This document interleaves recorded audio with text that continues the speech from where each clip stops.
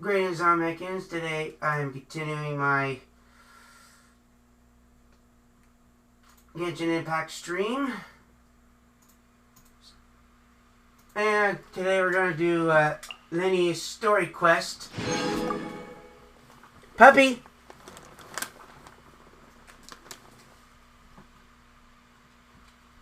I don't know fucking why.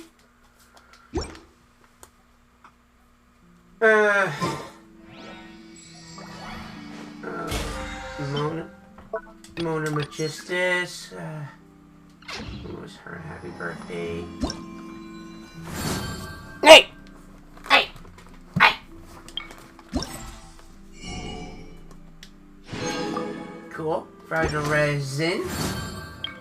And the layway. Fuck! Leyline. Overfill. God damn. I'm sorry. Okay. Let's see here. Tales from the... Did I already do this?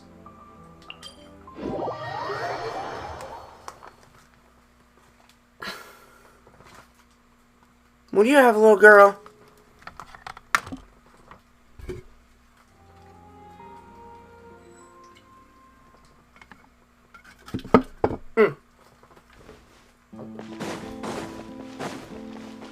Damn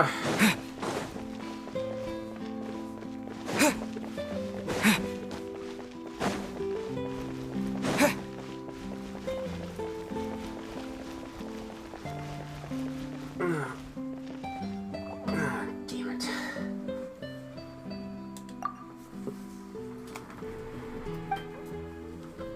No, my shoe.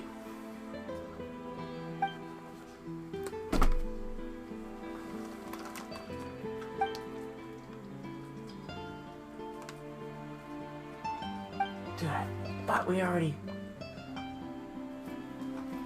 saw that. The share. If I already saw the mission case of the young women missing. What the fuck are you doing? No, no, no, let go. It had turned out to be. God damn, what's that? Marcel, aka Vacher. Mrs. Stella's doggy?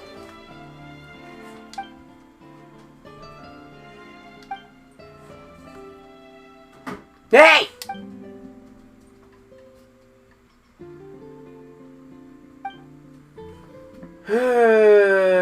I'm sorry. My doggies.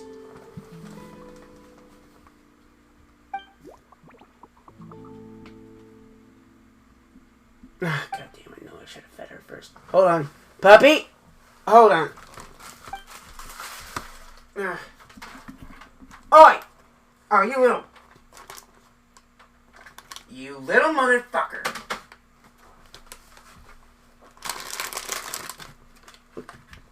No, you little motherfucker. Hold on. I'll be back. I got to feed this little one.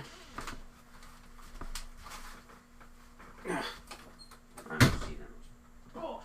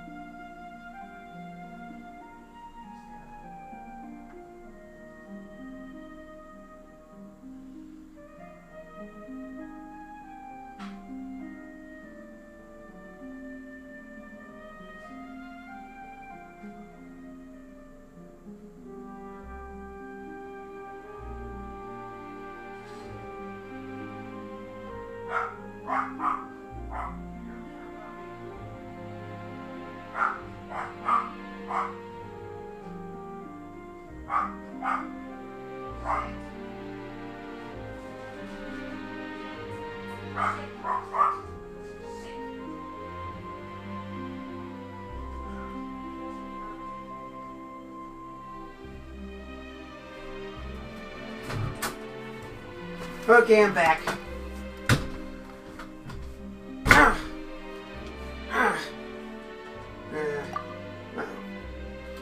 Oh, God fucking damn it.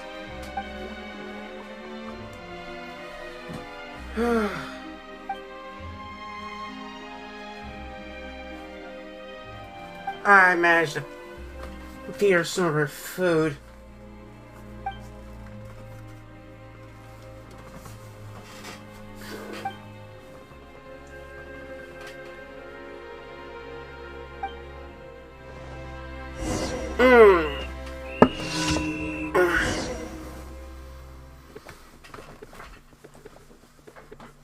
Oh, I don't know how to spell that. Yeah.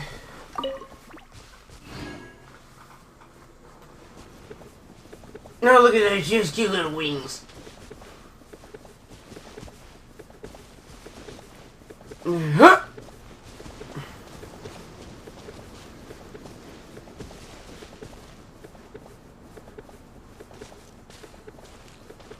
I think I see the puppy!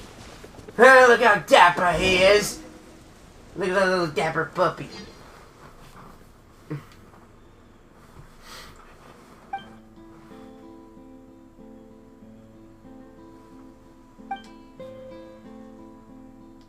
Now who gives that cute little puppy? Oh, I have to go back to Stead. I can't pronounce French! I can't, for death me, I cannot pronounce foreign languages.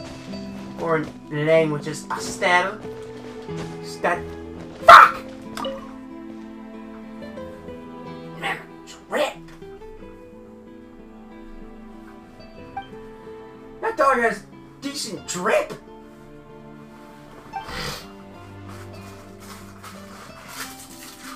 Officer! Oh yeah, she's part of the guards. Oh, it's spelled differently. Oh, look how cute she is! I did use the right pronouns today.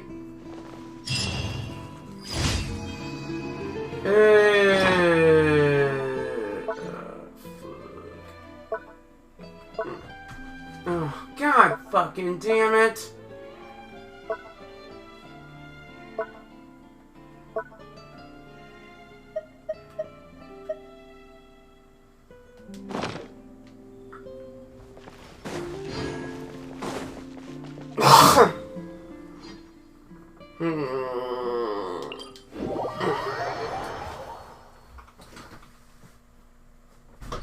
Where's your little girl?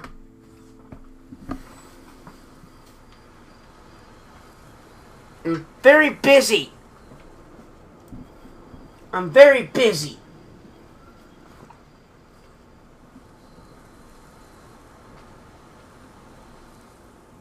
That's right, little girl. Go chase your tail. Hey! Stay away from my area.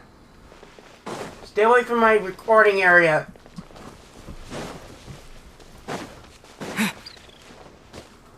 Hey! Now.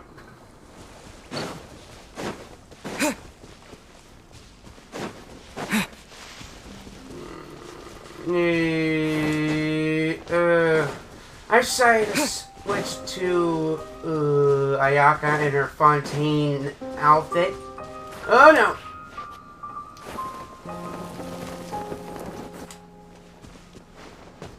I managed to get Lyeny to level 70.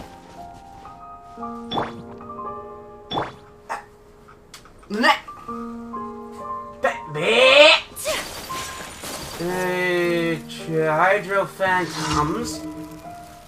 And plus with Ayaka, it'll be cryo and all. Kamisato art. Sumetsu. Oh, hey, no, stay. Ah, bud. Damn it, to hell! No. Take flight. Hold on.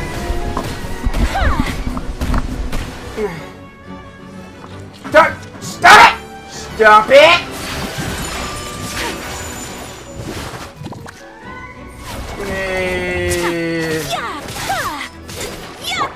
Leave it all to me.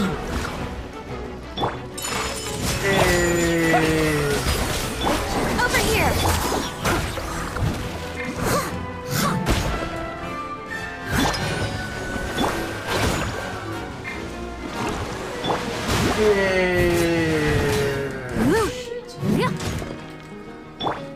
My apologies. I must leave no stone unturned, as a dutiful maid would.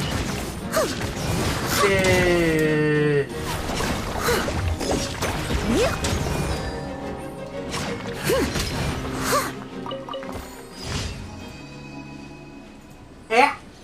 Okay, good. Lucy!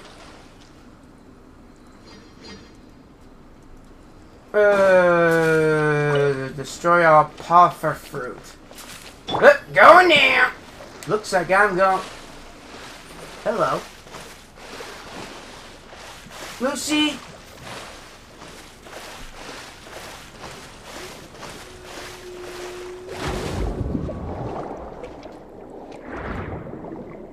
Oh, look at you little baby seals.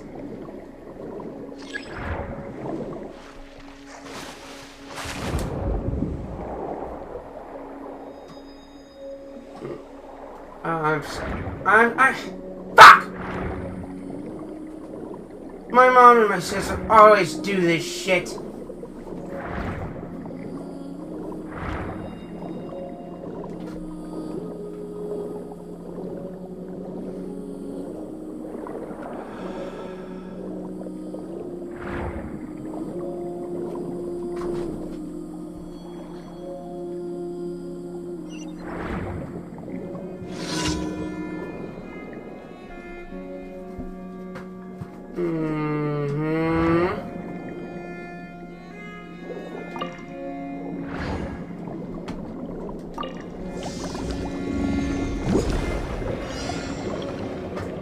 Oh no. Lucy, no!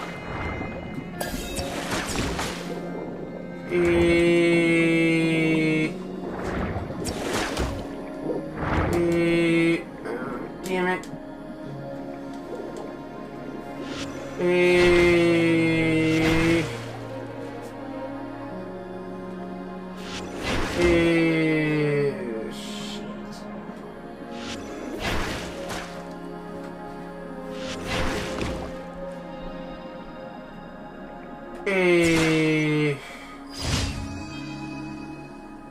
Oh, fuck. Hold up. Damn it to hell. I'm terribly sorry. I had to... Puppy? Lucy? Lucy, I got... Ah, fuck, she pissed. Damn it. Fucking walk her before. Damn it, I always forget to walk her before my streams.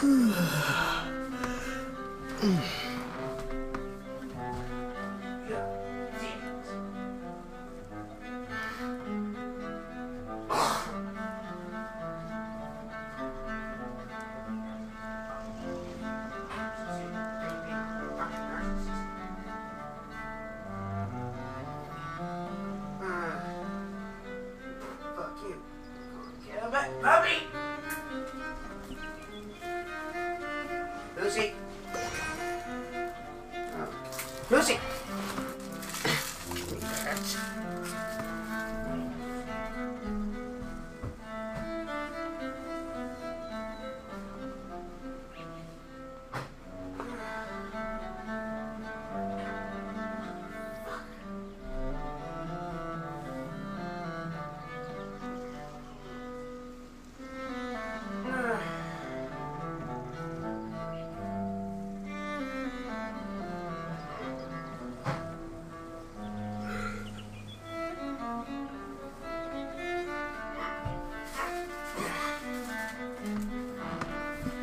You keep my seat warm, little girl?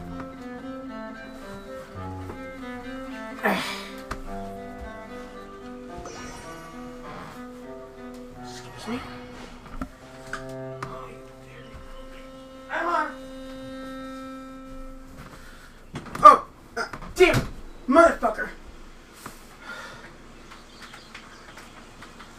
I'm sorry. I'm not here! Jesus, dog, I'm right fucking here. You don't need to bark. Ah, shit. Mother...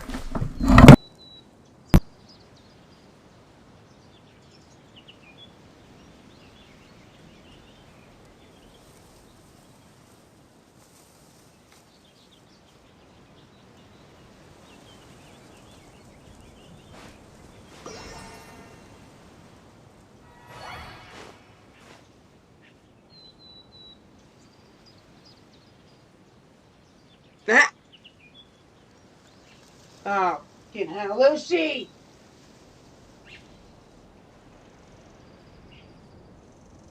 Where was I? I'm sorry. My mom never brings the puppy along! Lucy, you done? You done being a little shit?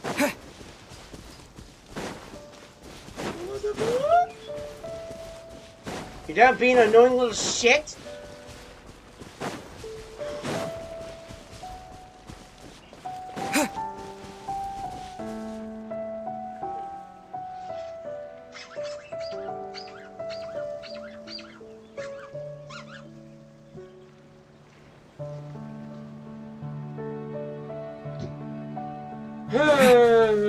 I'm gonna try use fuck. Yeah, I'm sorry, I cannot put words. Words are not coming out of it. I can hear you!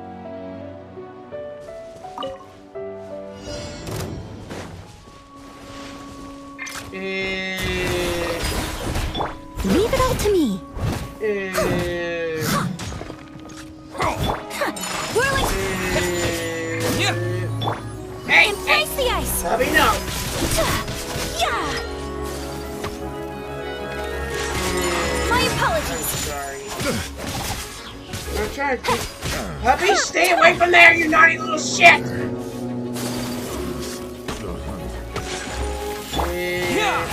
That was brutal. Cue the spotlight. That tingle. That was brutal. That tingle.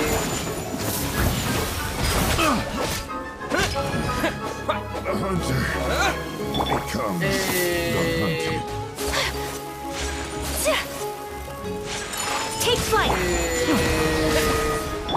As a good knight should. Steady as stone.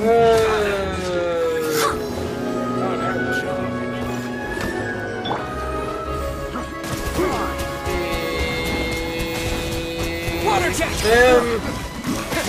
Look at that motherfucker fly! Sumetsu.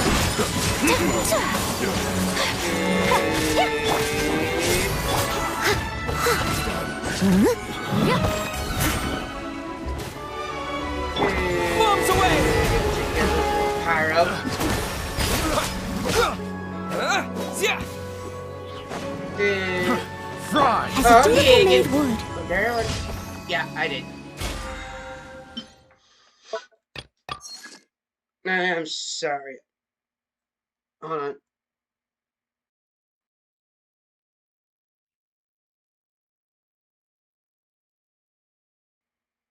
There. Yeah. There. I finally finished the Fontaine commissions. Oh, man, how the fuck am I gonna get? Which reminds me. How the fuck am I? Fushwen's ban in Honkai Star Rail. Fushwen's banner. Ad Astra Abyssosk. Well, I'm sorry. thank you for completing today's commissions. Here is your reward.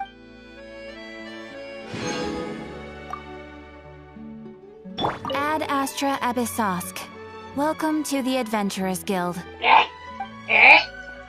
Down. Down, puppy. Lucy, down.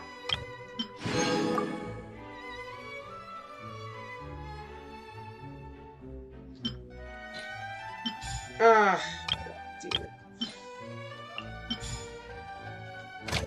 it.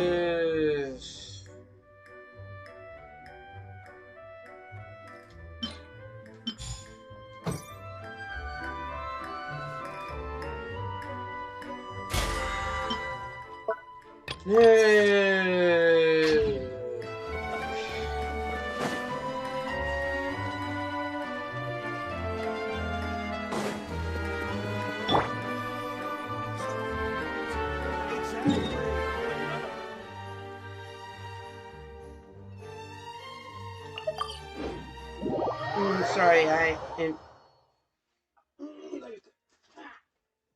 I'm sorry I missed some of the parts. Somehow my mother freaking stream cut off.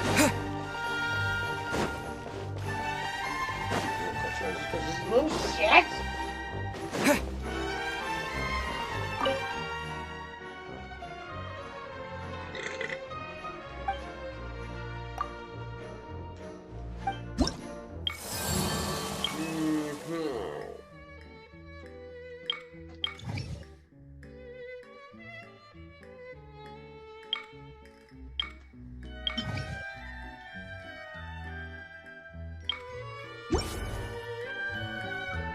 What was it? A good newspaper should be a lighthouse of truth.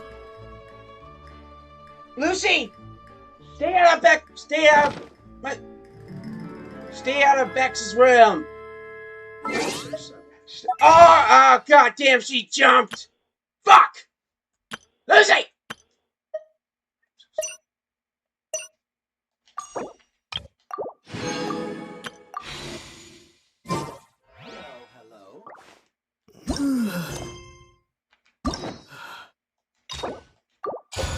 Lucy, you get back here!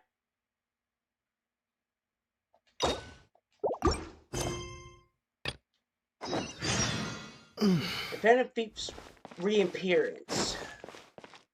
What? Okay, that is definitely a Persona 5 reference. Charlotte? Hold on.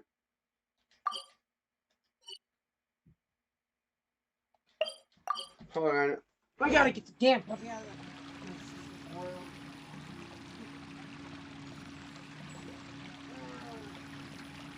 Lucy!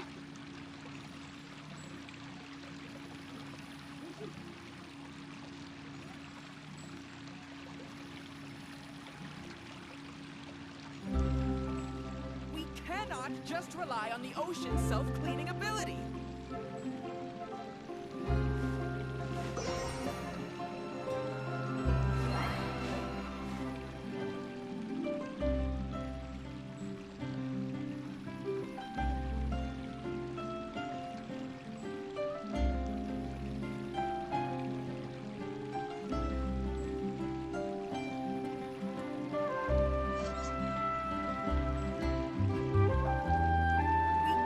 Just rely on the ocean's self-cleaning ability.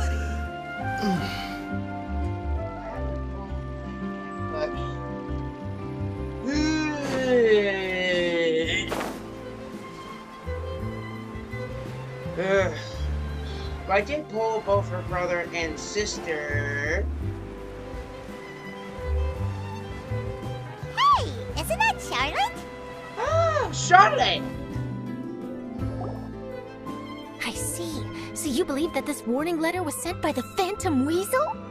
Absolutely. I've said it before and I'll say it again. The Phantom Weasel never acts as you expect. He must have faked his own death 10 years ago using a body double. Now that he's back, I'm sure the guards who worked on his case back in the day are in for a headache, but however this turns out in the end, the one thing it won't be is boring. Couldn't agree more. As a journalist, I'm gonna get a lot of mileage out of this one. Thank you, sir, for your time. Now, whom should I interview next? Huh? Hey! What a coincidence! Fancy meeting you here. Perfect timing. So, the Phantom Weasel's latest warning letter. What are your thoughts? Motherfucker, I don't give it. I don't know. Phantom Weasel?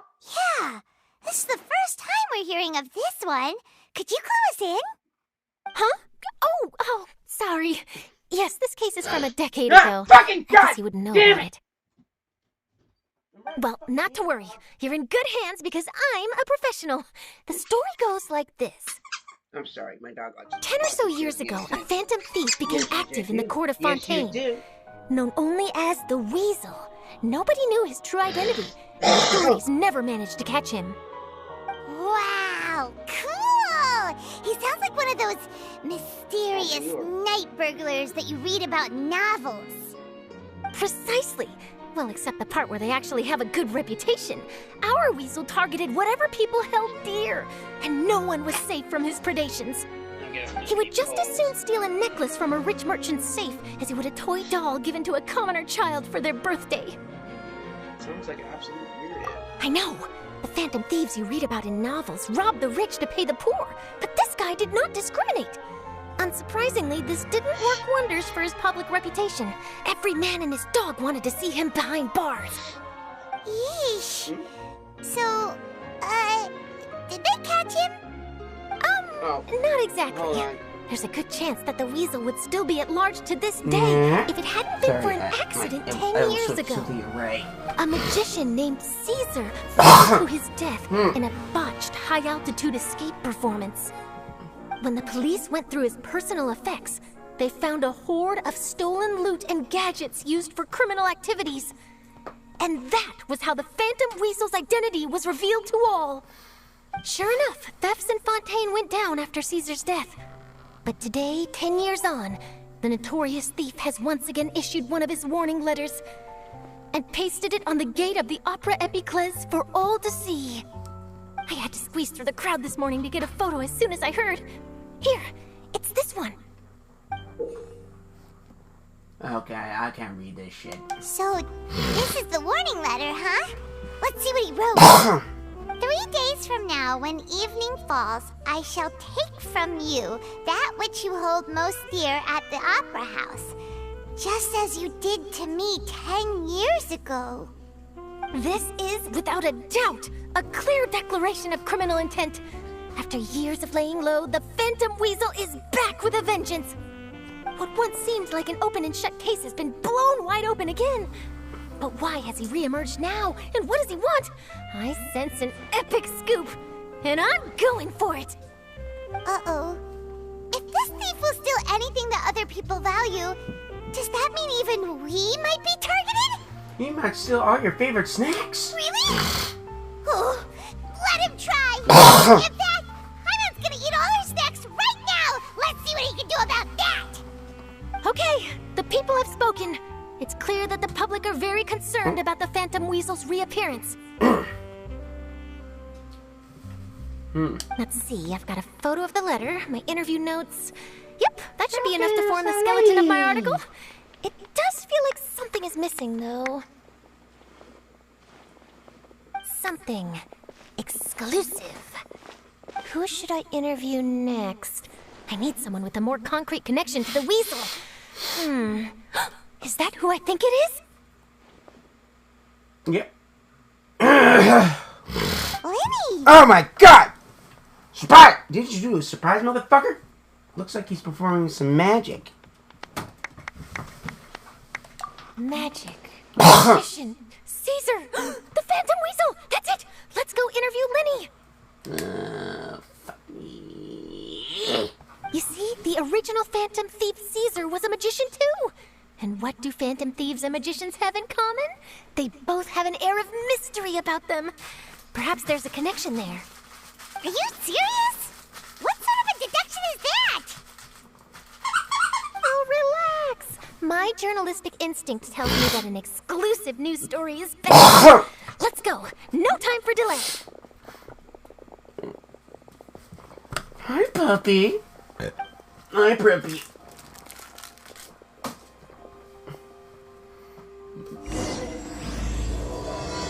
The Forgotten Thief.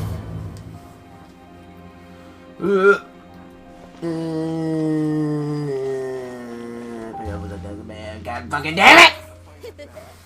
Take a guess.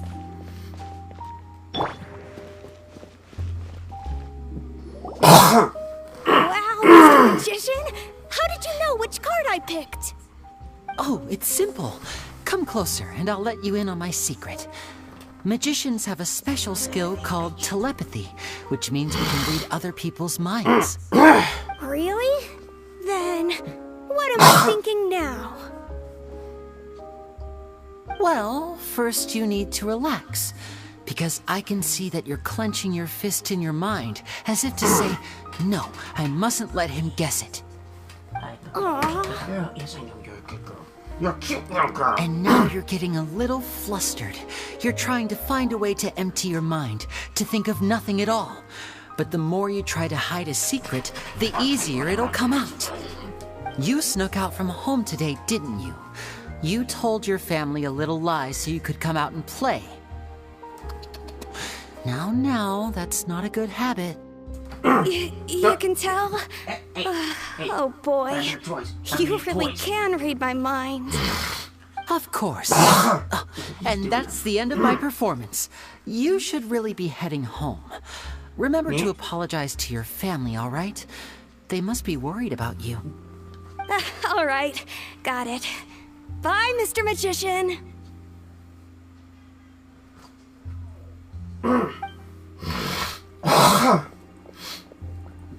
Hi, puppy. Hey, Lyeny? Why, hello. We meet again. Are you looking for me? What's the situation? Well, why don't you guess, Mr. Telepathic? Oh, please. You didn't believe that spiel, did you? The power of telepathy is quite beyond me. I'm sure that child would beg to differ. Seemed like you were right on the money. Ah, damn it! That was nothing more than You a motherfucker! trickery. I made an educated guess based on his micro-expressions. That, plus the fact that he was the only kid here without his parents, and he looked as guilty as sin. He made it easy for me. You guys, on the other hand... Let me guess. No. Don't tell me you're here for the Phantom Weasel, are you? Put it in one! Is this more of your trickery at work? Wait, really? No trickery this time. It was pure luck. Little girl, so you gotta stop biting fingers. His warning letter's been the talk of the town, so I figured that maybe you were asking around about that. Bingo! I plan on writing a column reporting on the latest news about the Phantom Weasel. So, Lyeny, what are your thoughts on this infamous thief's reappearance? To be honest... Stop it! Stop it! It makes me angry. Stop. You're hurting me! Angry? Why? You read his letter, right? The Phantom Weasel claims he's planning something in 3 nights' time at the Opera House. That's the night I'll be performing. You motherfucker! What are chances? Shit. Who's that cute little shit? Wait a minute, you don't think he's after you, do you? Well, if he is, then his warning is clearly a direct challenge to me personally. And if he's not, then it's still going to be a huge headache for me. The mere mention of the Weasel's name is enough to scare people off. So once the contents of that letter get out, barely anyone will be showing up to watch my show. Okay. But I've been preparing for this for a long time. I'm not about to let him ruin my big day. This leaves me with only one choice. I have to expose the Phantom Weasel's identity before the show begins. Really? So what you're saying is, we might get to see a live duel between a famous magician and an infamous thief? You're so annoying. This has exclusive written all over it. To be honest, I'm not sure if I'll emerge the victor. The Phantom Weasel is a notorious crook, infamous for his inscrutable methods. You're being far too modest, Lyeny. I think your magic tricks are even more inscrutable than those of a thief. Thanks for the compliment, though I have to say I don't care much for the comparison. A lot of people liken magicians to thieves because we both have the ability to make things disappear without the person noticing. But there's an important difference that these people overlook. Allow me to demonstrate with a quick magic trick. Here, I have a flower, just an ordinary flower that was picked not long ago. Watch it carefully now. 3, 2, 1. The fuck? It's gone! Where did it go? That's the question. Where did it go? Therein lies the difference between us. Thieves make precious things disappear, but only magicians make them reappear. If I could now invite you all to check your clothes, there might be a surprise in there somewhere. Bitch! You check that out. A surprise? Let me see! Oh, son of a bitch! Oh, the fuck? Huh? Sorry, It's the right dog's there! trying to eat one of my fingers out. What an outstanding trick! You little bitch! Sorry, Lyeny, it seems that my previous praise was woefully inadequate. Clearly, magic is the superior art form to theft. Don't worry, I didn't take offense. I just wanted to take the opportunity to perhaps change some of the preconceived notions you might have about magicians. Since Caesar's death, a lot of people associate magicians with criminality.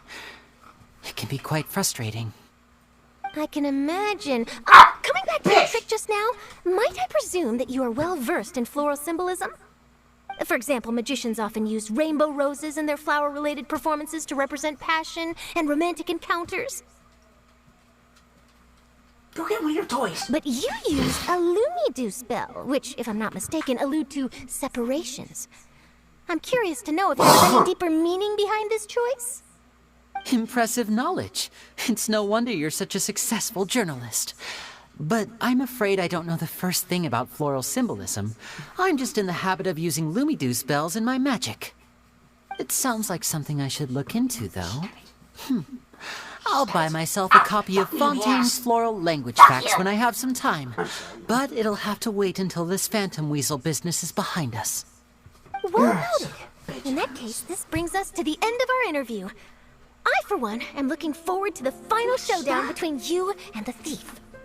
Please feel free to get in touch to update me on any further developments. Otherwise, I will of course see you at your show in 3 days' time. But let's hope the Phantom Weasel is caught by then.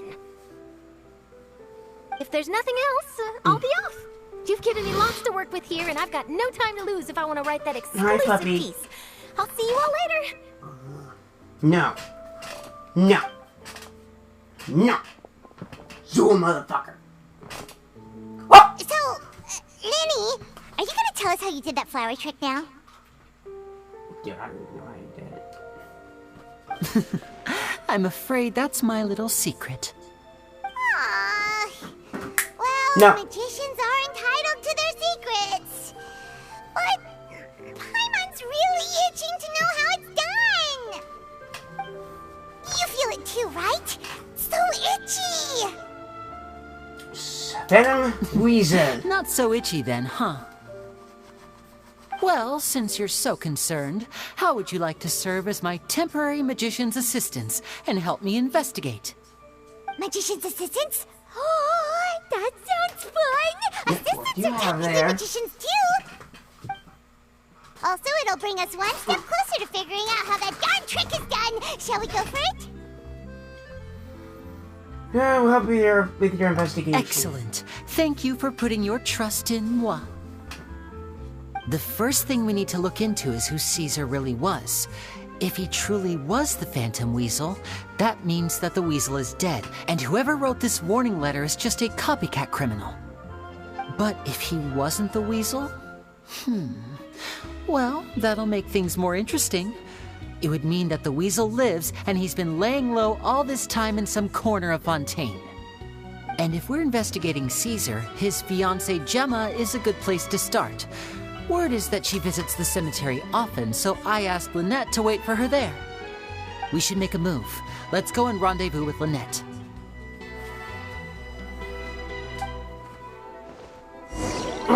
That flower he was using is also an ascension material for Lynette. And trust me, those motherfuckers are hard to find.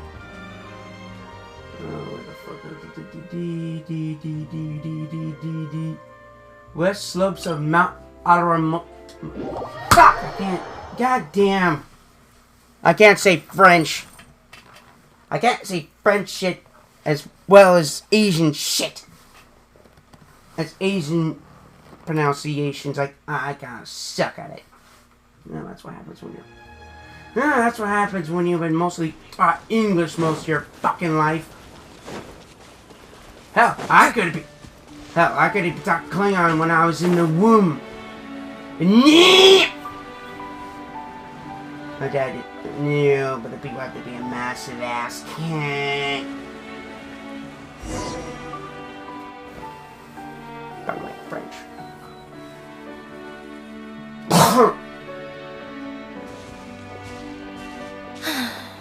You took your time. Sorry, I bumped into the Traveler and Charlotte en route, and we ended up chatting for a while. It's been a while, Lynette. We're working as Lenny's temporary assistants in the investigation of the Phantom Weasel. Okay, I have heard of a thief weasel, but not a phantom weasel. Puppy, what the fuck are you? No. I'm sorry, man. Thank you. It's good to have you helping. So, what's the situation? Have you seen Gemma? No. Nope. I've been here a while, and she still hasn't shown up. How bizarre. Maybe it was bad intel. Well, we won't get anywhere by standing around waiting. Traveler, Paimon, let's go ask around. I'm sorry. Balthazar. Lucy, what do you have there? Oh, hold on. God damn it. Excuse me. Lucy! Damn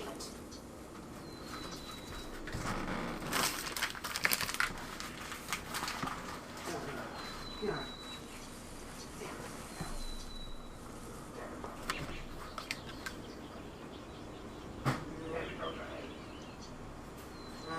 I'm stuck with a damn puppy. Bother me when I'm streaming, you little cocksucker. I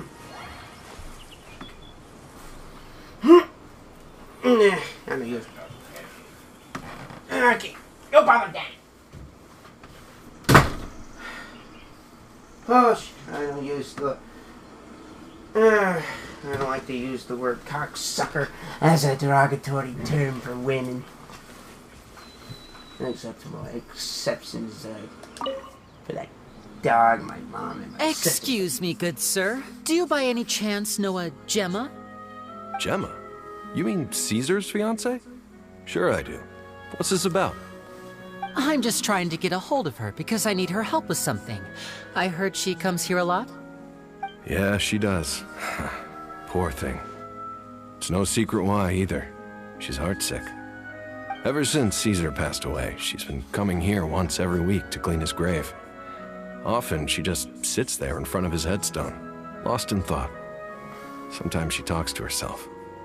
I asked her what she was doing once. She said she wanted to speak to him again.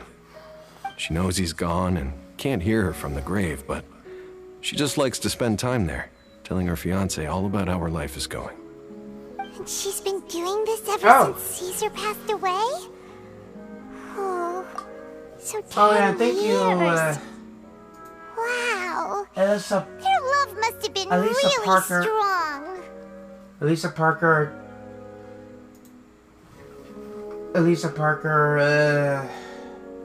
1, 2, 4.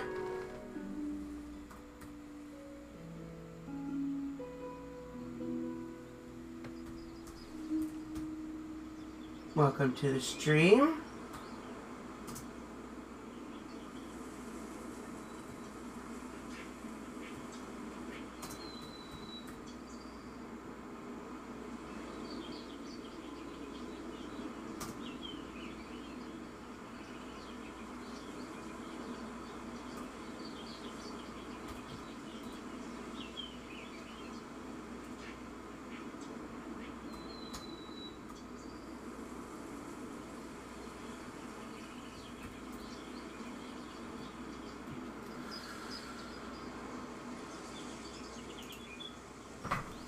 I'll bet. Caesar's reputation fell apart after his identity was revealed, so no one else visits his grave. Gemma's the only one who still thinks about him after all these years.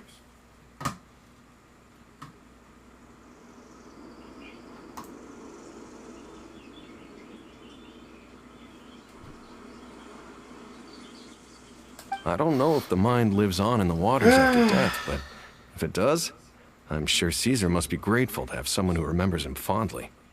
If I'm honest, I think this is all so unfair to poor Gemma. Her fiancé was a low-life crook. He doesn't deserve someone like her. Anyway, all of that said, she's running later than usual today. Normally, she'd be sitting in front of his grave by now. I wonder if she's okay. Well, that's everything I know, I'm afraid. You might have more luck asking some other people. All right, well, thanks for sharing all of this with us. We'll keep asking around. You're welcome. I just hope she'll be able to move on one day.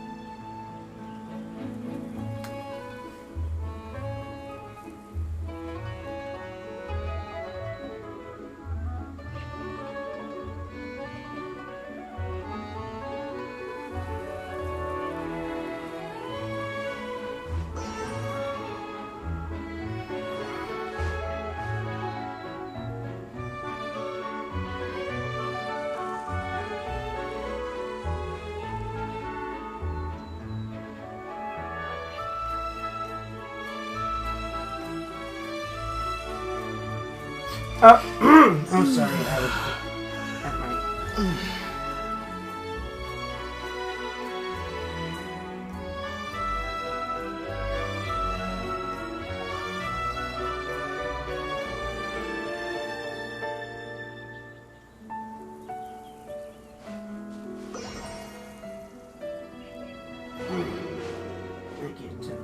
Span, or...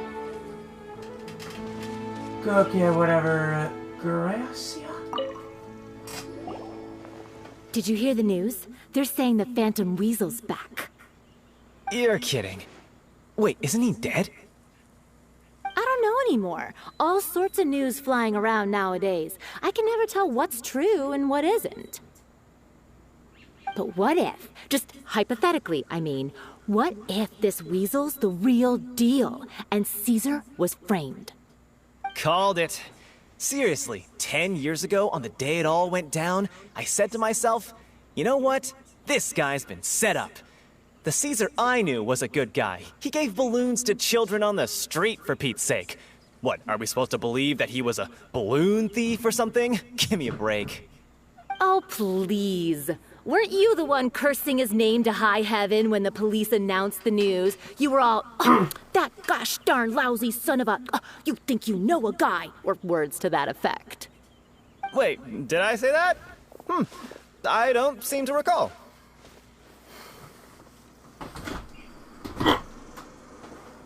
Lucy, what the fuck? Lucy, get me back. Sorry to interrupt. Hello there. Lucy, you get back. Sorry for disturbing you, but I couldn't help but notice you were discussing the Phantom Weasel. We're actually quite interested in this topic as well, but we're struggling to get to the bottom of it. Do you think you could spare a moment to tell us a little bit about Caesar? You've come to the right people. Yep, I was there. Out?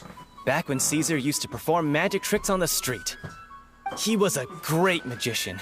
The best trick I ever saw him do was pop a transparent balloon, only for a whole bunch of doves to fly out from the inside. No, it's kind of cool as shit. I was right up close and didn't blink or look away once. But for the life of me, I still don't have the faintest clue how he pulled it off. Really incredible stuff. I saw him perform too. He always used to bring some gifts along for the kids who came to watch his show, and he'd hand them out after he was done. Sometimes, he even got the kids to write their wishes down, and then he'd make the items on the wish list appear in his next show. Huh. He doesn't sound like such a bad guy. But after he died, there were also rumors that he used the wish list to find out what was precious to people, with the intent to steal it later. As I'm sure you know, the Phantom Weasel would steal just about anything from anyone. Whatever the case, now that the weasel is back, Caesar's become a hot topic once more. I bet Gemma must be pleased. If Caesar's name gets cleared, maybe it'll finally give her some solace after all this time. No, speak of the devil. That's her over there. If you've got any more questions about Caesar, she's definitely the one to ask. So that's Gemma. Is it just Paimon, or does it look like something's wrong? Wait, it looks like she's injured. Come on, let's see if she's okay.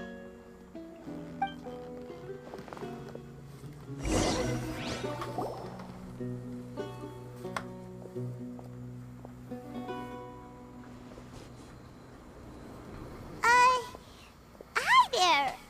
You're Gemma, right?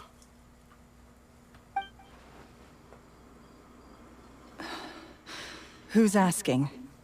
Don't be afraid. We mean no harm. It looks like you're injured. How bad is it? Thanks for your concern, but you didn't answer my question. Who are you? What do you want with me? My name is Lyeny, and this is my sister Lynette. My name's Paimon, and this here's the Traveler.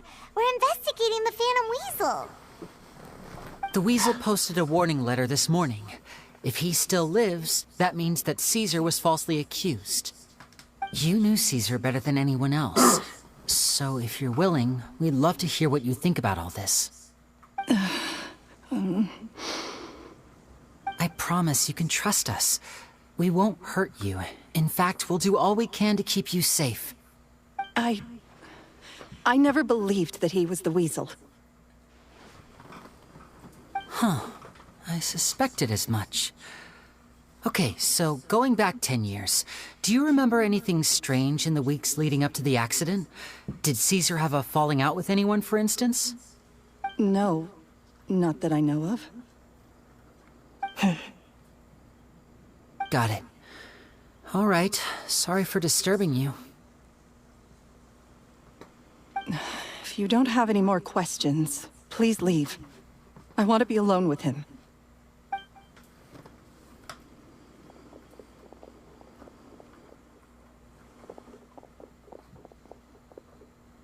Judging by the look on her face, there's definitely something fishy about her. She's lying. She definitely knows something. Perhaps she simply doesn't trust us. That's fair. We're just a bunch of strangers who showed up and started questioning her about things that happened a whole decade ago.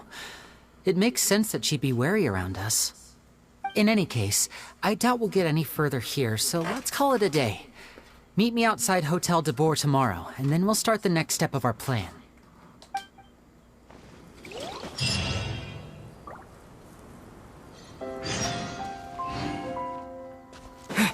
Okay.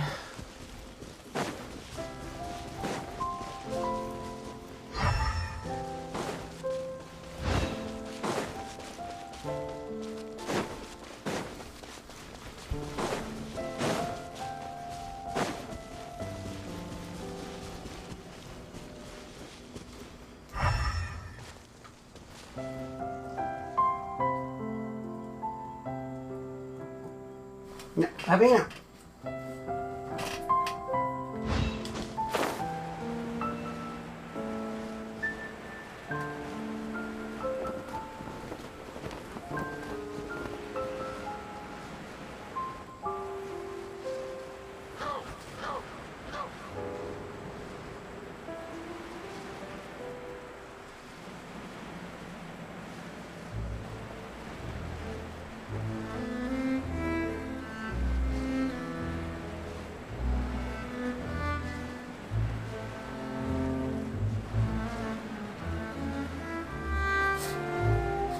네.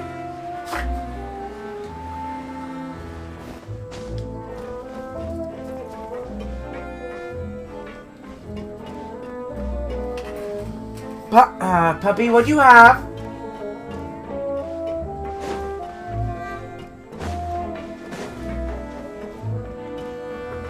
Here's Here's the headquarters of the Spenda della Rosa. Rusa. I cannot pronounce French words for the French. For the death of me, man.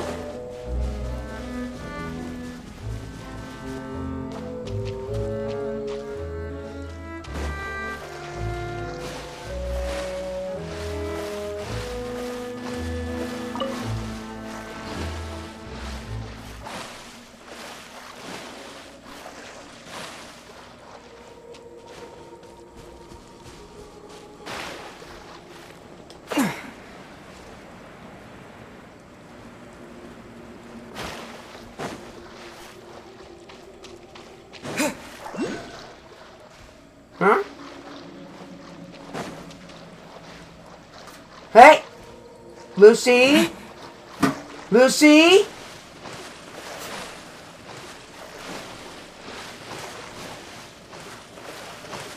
important to inspect your diving equipment regularly.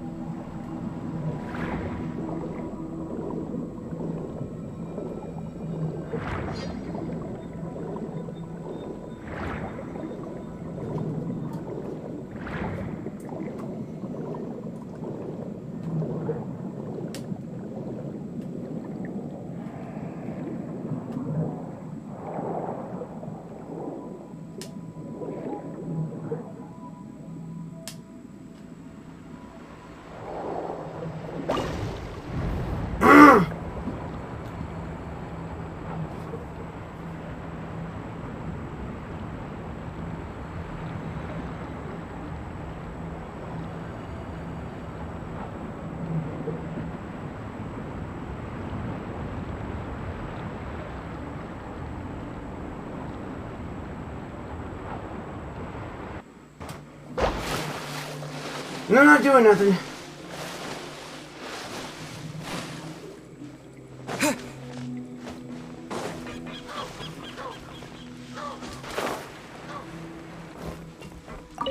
Ah, damn it to hell, I almost pissed myself.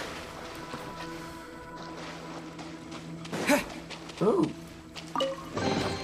Is this an answer from this world? Just pissed myself. Doggy!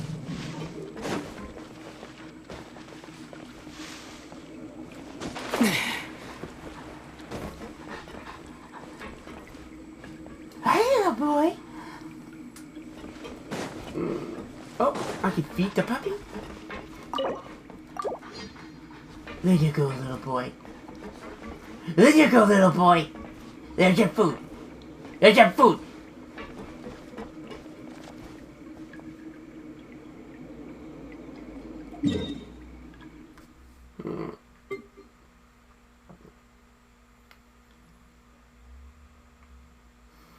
I'm gonna do a little exploring before time gets up. I'm sorry, I get startled by the puppies barking. Ugh.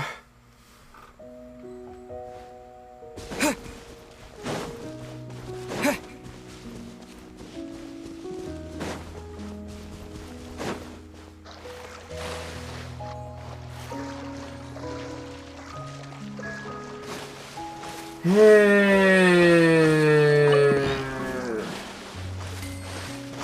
fucking shit!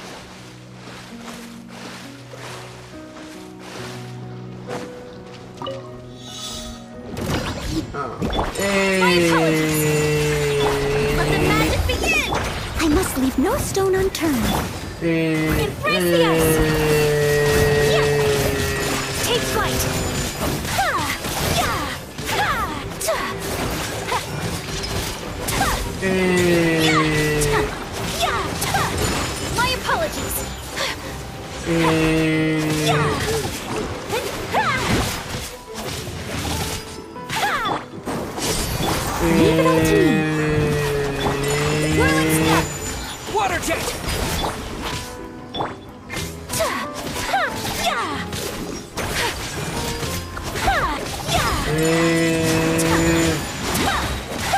Kamisato art!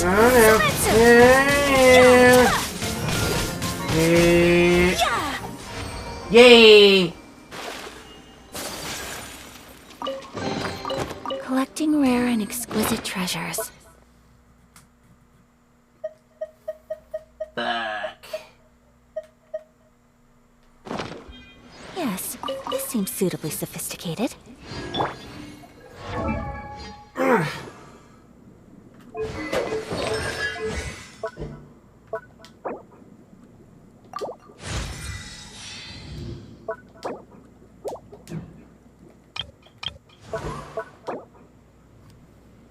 Bitchin'.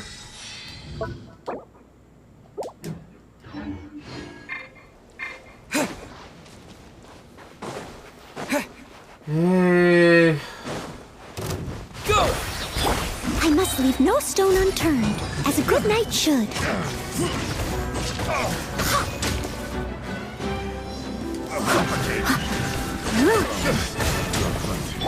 Wipe out!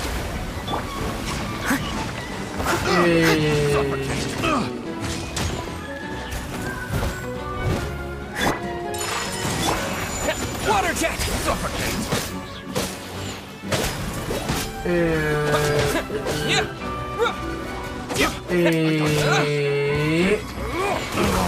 Subject.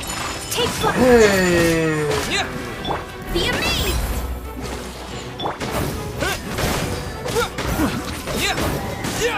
Water jet!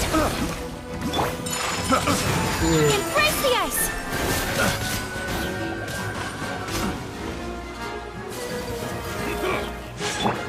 As a dutiful maid would.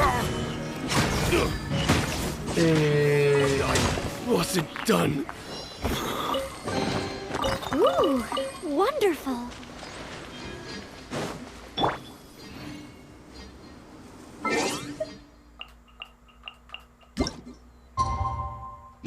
Cool. It's almost time for us to meet Lyeny.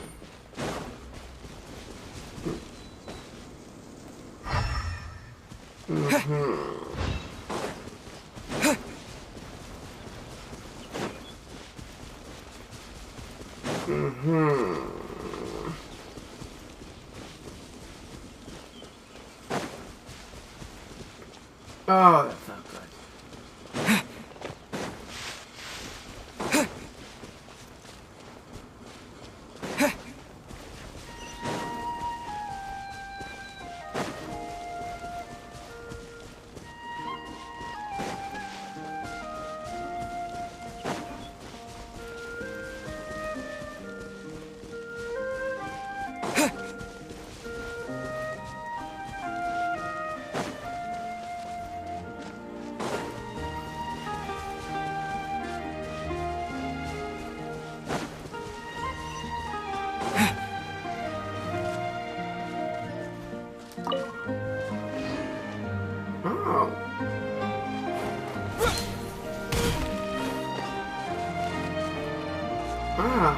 I did not see that. Did I see this?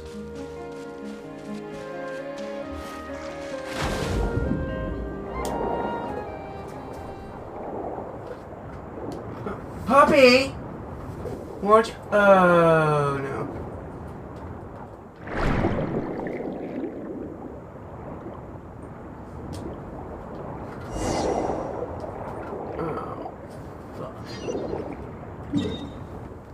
Lucy!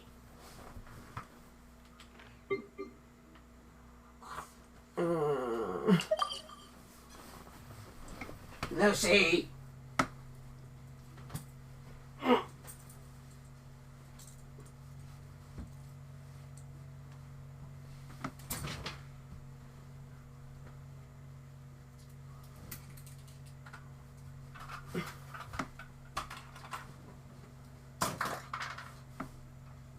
No. Where's your toys?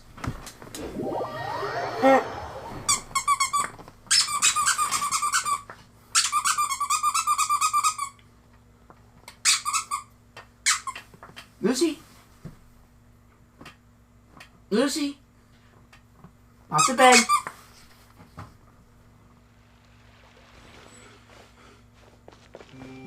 Oh, there he is. Lucy, off the bed. Over here.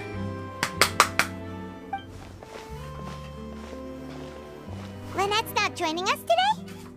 I've had her follow Gemma and see if we can make any inroads with her. They should be at a cafe right now. Still, I don't think that Gemma's likely to open up to us. So, we need a contingency plan. Hold on, I've been trying to get my puppy off the bed. Oh wait, I could just roll him over. Dirty. Lucy, what should we do? Today, we'll be looking into a guy named Lorenzo, Caesar's former pupil and assistant. When Caesar passed away, all the stolen goods discovered in his home were confiscated and returned to their rightful owners. But Lorenzo was the only one privy to all his magic secrets, and he inherited his craft. Before long, Lorenzo was the next big magician in town, his fame surpassing even that of his master, and it made him very wealthy. He's since left the magic scene, though, and these days, he's a wealthy businessman with his fingers in a lot of different pies. I had to pull a lot of strings, but I managed to get him to agree to a couple of drinks with me. Be warned, though, I hear he's got a hair-triggered temper. We'd best be careful.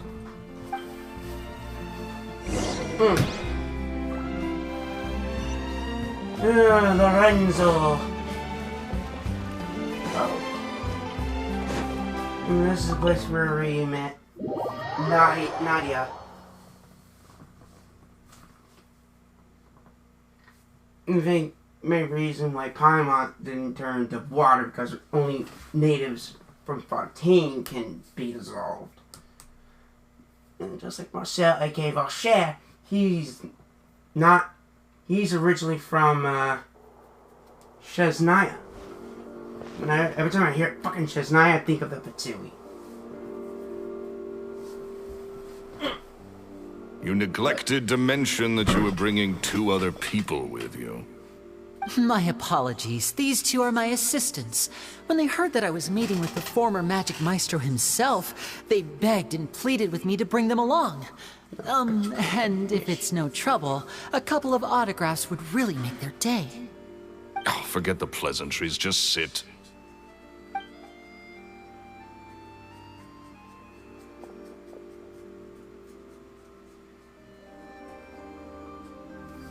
Get a load of this guy. Forget the pleasantries, he says, but he looks pretty happy about Lyeny stroking his ego. I only agreed to meet since we're both magicians. Do me a favor and cut to the chase. I have more important things to do than drinking. Much obliged, sir. As it happens, the matter I want to address is also related to magic. Yesterday morning, a warning letter from the Phantom Weasel appeared on the entrance to the Opera House. He claims to be planning something for the same evening that I'm scheduled to do a magic show there. As such, I believe that I may well be his target. I have to get to the bottom of this to ensure that my show can go ahead as planned. Naturally, any investigation into the Weasel starts with a few questions about Caesar, who... What is there to investigate? Caesar was the Weasel, and he's been dead for 10 years. So what if some sick creep thought it'd be funny to write a warning letter? It changes nothing. Are you trying to tell me you actually bought it? Please, sir, no need to get so worked up. I do concede that a copycat is but one possibility. Possibility? It's a fact, Lyeny. Look, my patience is limited, so listen carefully while I'm still willing to put up with you. The weasel is dead. Period. Everyone knows that, so do yourself a favor and quit this investigation. It'll lead you nowhere. Look, if this affects your magic show in any way, I will personally compensate you for any losses. Oh, sir, I'm honored, really. But this isn't about finances for me. My pride as a magician is what's at stake here, Lorenzo. Copycat or not, this person has thrown me the gauntlet, and I must meet their challenge head-on. Your pride? Don't mince words with me, boy. Just tell me, what exactly are you seeking to do? I want to find out the Phantom Weasel's true identity. I have to know for myself what really happened 10 years ago. What would that accomplish? And what do the events of 10 years ago have to do with you, anyway? Look, you of all people should know that a magician never reveals their secrets. And in any case, dead men don't talk. So if you really care about your magician's pride, then you'll forget about Caesar and move on. Uh-oh. This is getting awkward. Lorenzo? Is that? Oh, it is you! I know that big, booming voice anywhere. What's up, my man? Wanna You're grab drunk. a drink with me? Another day, I'm busy. Oh, come on. You can't be all business all the time. He's drunk. You know what they say?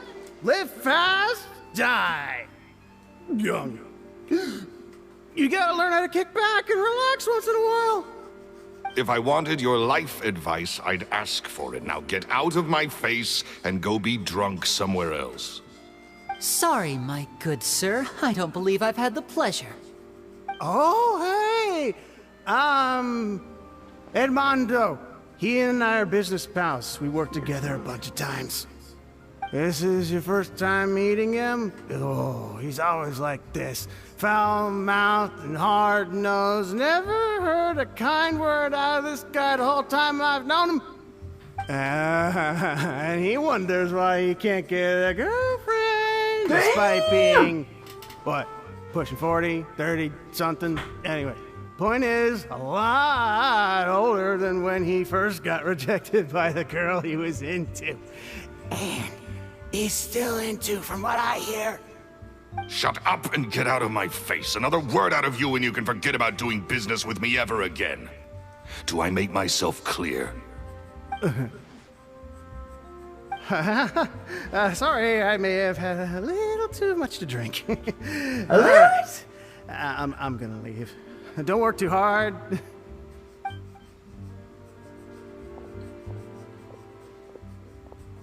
I think it's high time I made a move as well.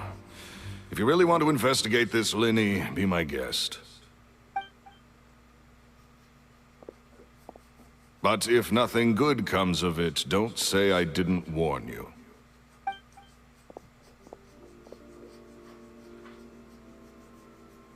Well, that fell to pieces in a rather spectacular fashion. Any thoughts? There's something strange about him. Totally. And what was all that about compensating you for your losses? Why would someone you just met make an offer like that? He's gotta be hiding something. And not like Gemma. She was a little Oh, fucking cocksucker! Definitely covering something I'm sorry, up. I gotta stay. I think so too. The We need to look burst into into Lorenzo my more room. closely. That guy Edmondo seems to know a thing or two about him. He only just left. Let's see if we can catch up with him. Oh, good god damn it, Dougie. You know how to stop being a fucking pain in my ass?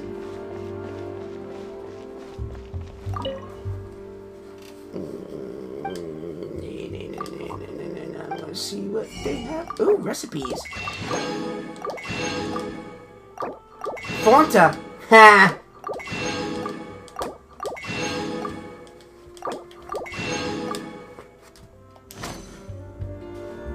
Ah! Down. Down. I'm sorry, I got distracted. Where is that Armando?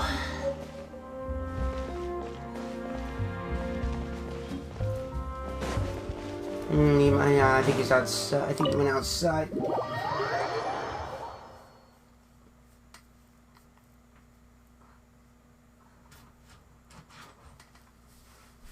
Puppy?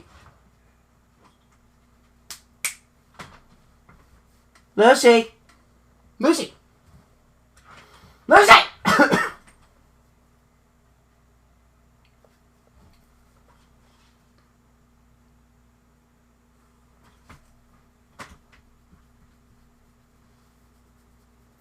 Where's that little bastard? Oh, there he is, the little drunk.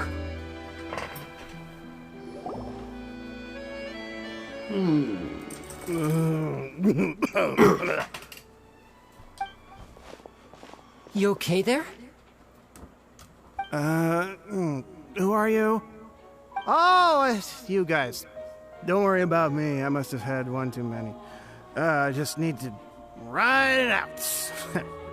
I said way too much back there, didn't I? Yeah, I nearly talked myself into complete financial ruin. Note to self, no more drunken chats when Lorenzo's around. So, he was serious about threatening to cut you off?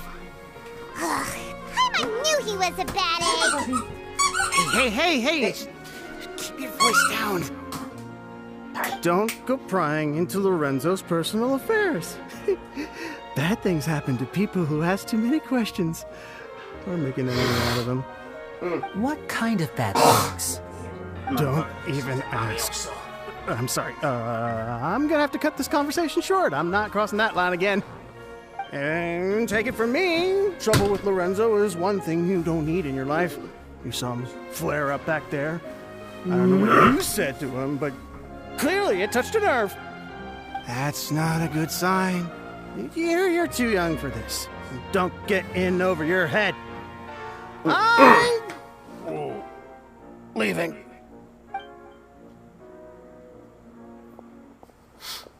Mother, I'm third. And there he goes. What do we do now, Lyeny? Shh. I think we're being watched. Someone was listening in to our whole conversation. Don't say anything and don't look back. Any altercation in the city will attract the guards. We'd better take this elsewhere.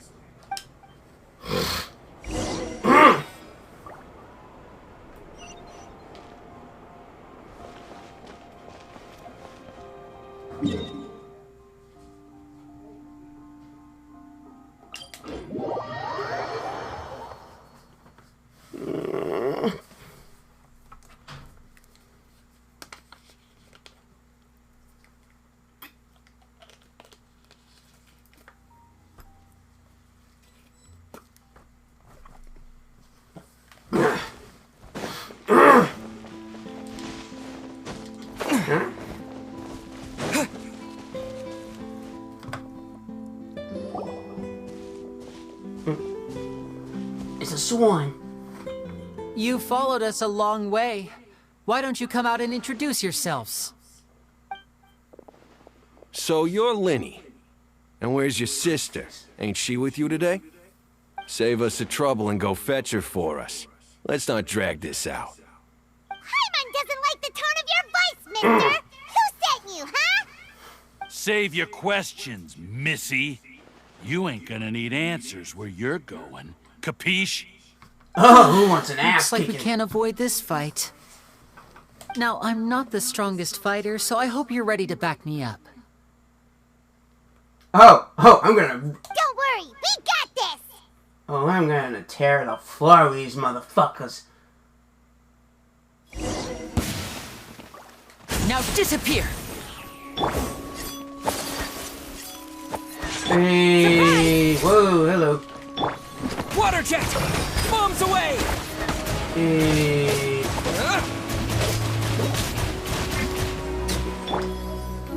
Step right up! Over here! Hey. Go! He wants an ass whooping!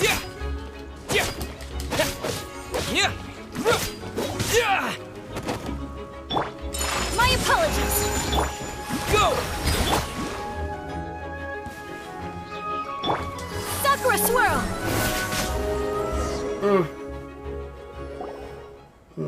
curses. They're tougher than we thought. Vision wielders are always trouble. Intimidation ain't gonna work like it did on the lady. Come on, let's scram! Hey, wise guys! We ain't through with you yet! Oh, they got away! Did you catch what they said just before they left? Something about intimidating someone else. Sounds like they just wanted to rough us up as a scare tactic, and they've already done it to someone else, but who? Jenna. Right. She was injured when we saw her yesterday, and she acted like she had something to hide. Maybe she was too scared to tell us the truth because those guys had threatened her. Well, if that's the case, she should be more willing to open up to us once she learns that those thugs won't be bothering her anymore. Let's head back to the cafe and see if we can get any information from her. Those guys sound Italian. Hold on, I gotta do something.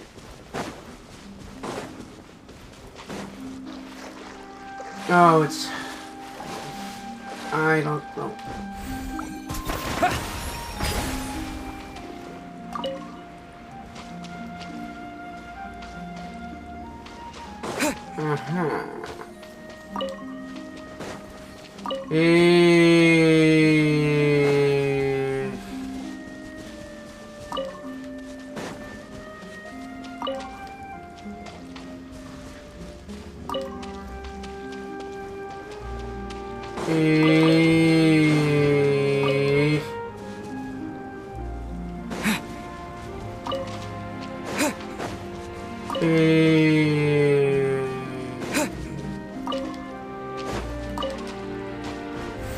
Water jet!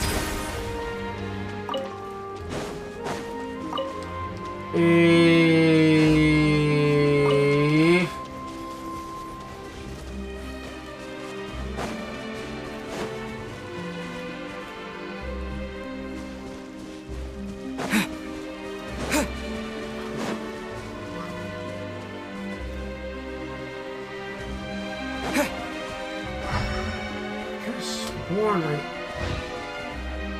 might be going completely mad.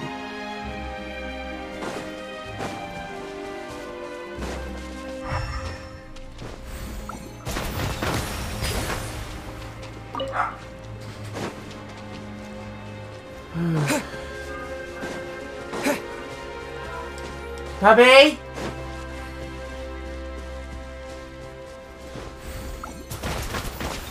Go!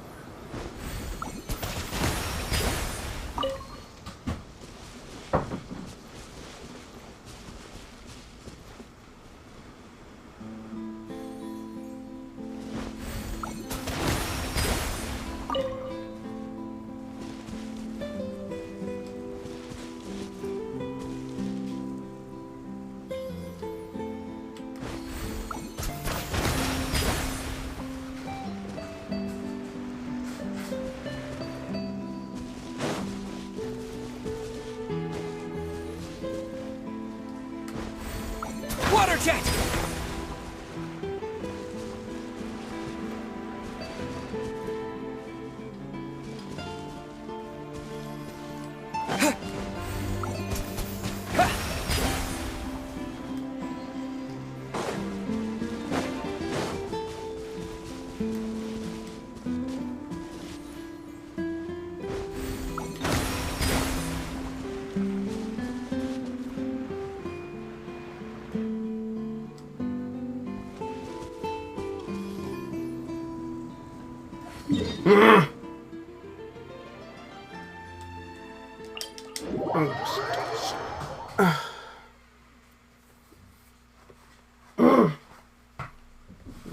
of this shit.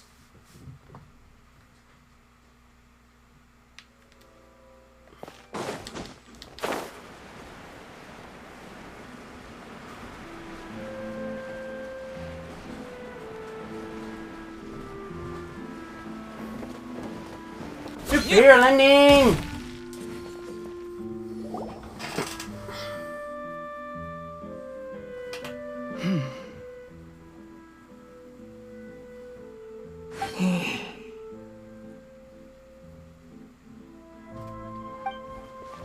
Gemma?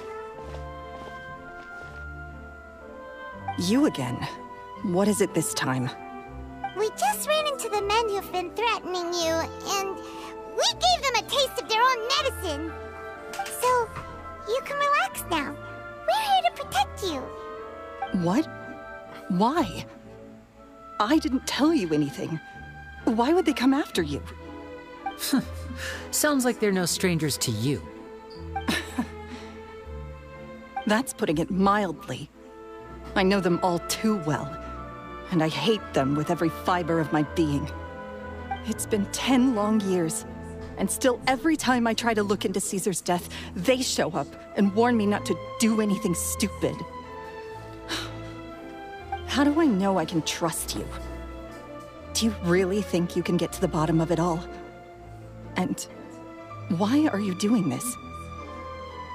I'm afraid I can't reveal all the details just yet, but I can promise you this. I will expose the Phantom Weasel's true identity. Because you see, this is a personal matter of the utmost importance. I give you my word. Trust me. Okay. How can I help you? I've heard that Caesar used to have a magic workshop where he kept a lot of his personal effects. If possible, I'd like to take a look at them. Do you know where it is? The Fleuve Sonde. But the place was sealed up by the police after his death, and no one's been there since. I also know that the Fleuve Sonde is dangerous territory. Lots of hostile groups lurking around. If you're serious about going there, please be careful. Understood. Lynette, you stay here and take care of Gemma. Don't let her come to harm. Got it. But if I'm staying here, I'm ordering dessert. I mean, bon appetit. But stay sharp, too. They're likely to come for you while I'm away. Okay. Alright. Power saving mode off. I'll start taking this more seriously now.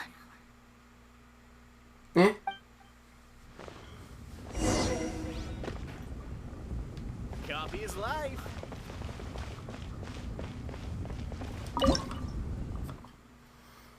Shit.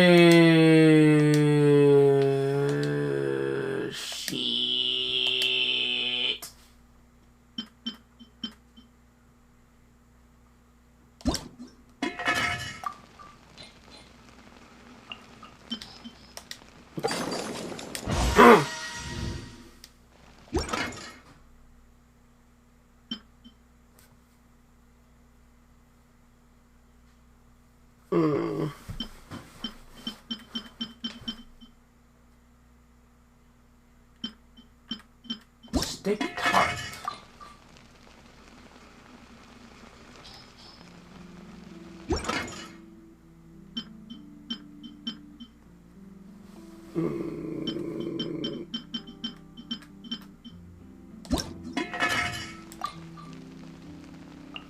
Ah.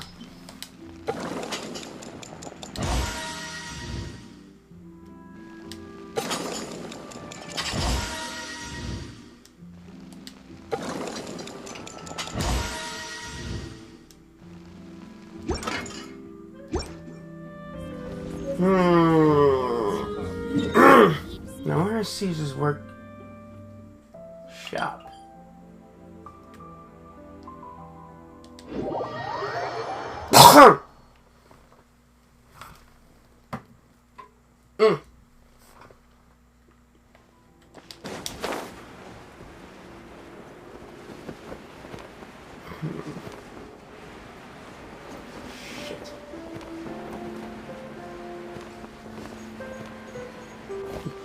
Must be underground.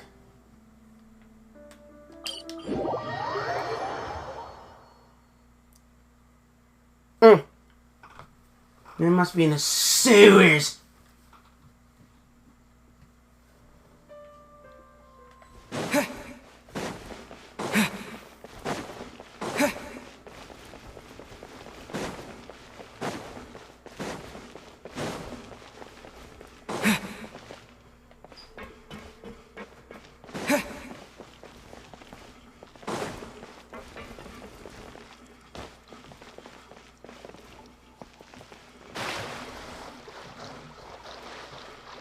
Now what? I don't see anything.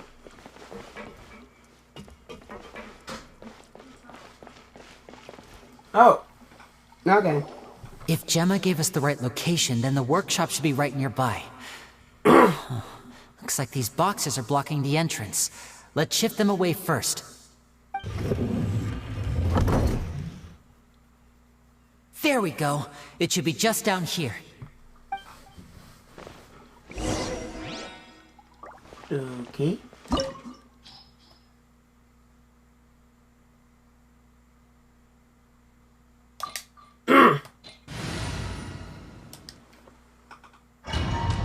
Yeah.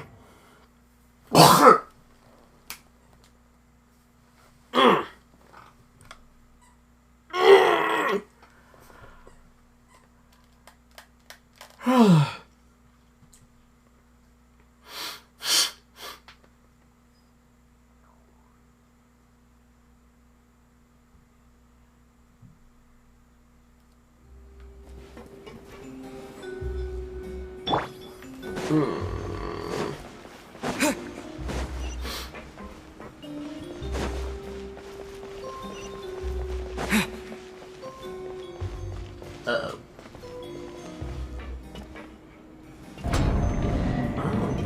So this was Caesar's workshop.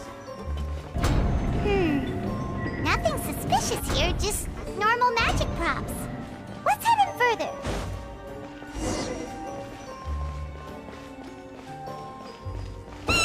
What was that? Oh, is this one of Caesar's gadgets? Guess we must have triggered some sort of device.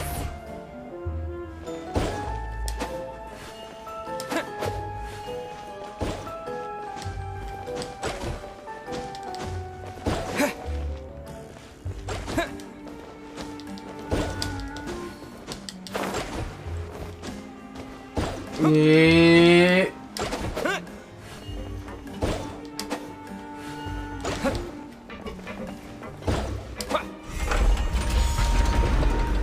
Oh, nice nugget. Oh, fuck.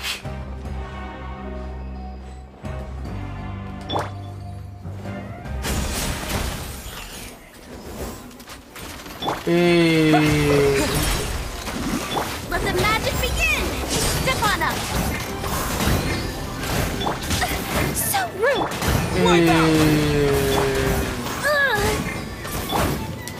As a good night should.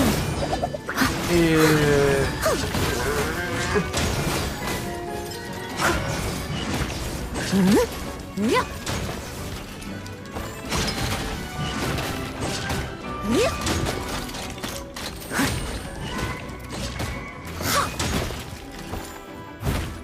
Leave it all to me.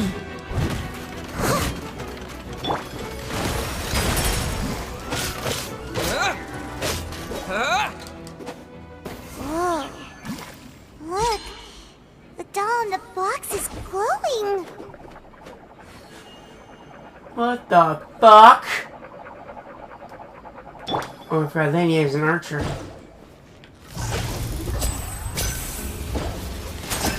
There's something written on the card on this doll. Let's take a closer look. I forgot Lyeny is an archer.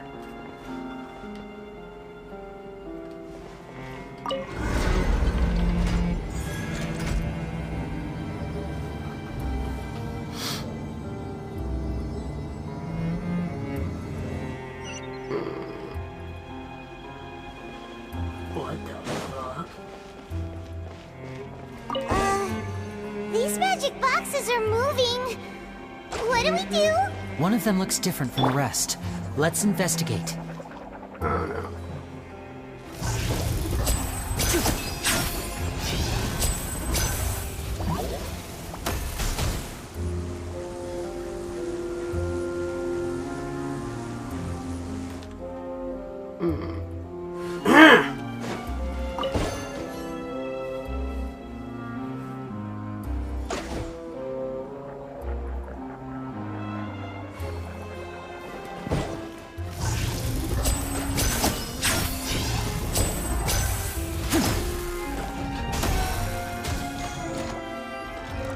bitch in.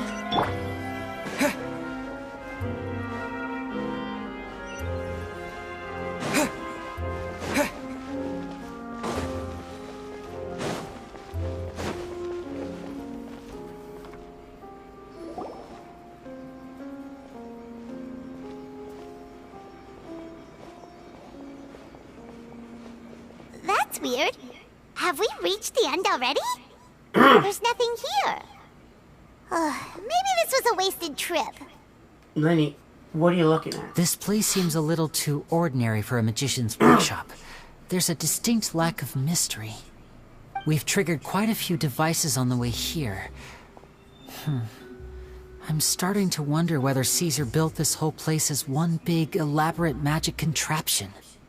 If so, then there must be more to this place than meets the eye. Maybe a hidden room somewhere. Aha! If I just move this book, then hopefully... and... presto! A secret passageway! How did you know? I'm a magician too, and apparently great minds really do think alike. Looks pretty big inside. Let's head in and take a look around.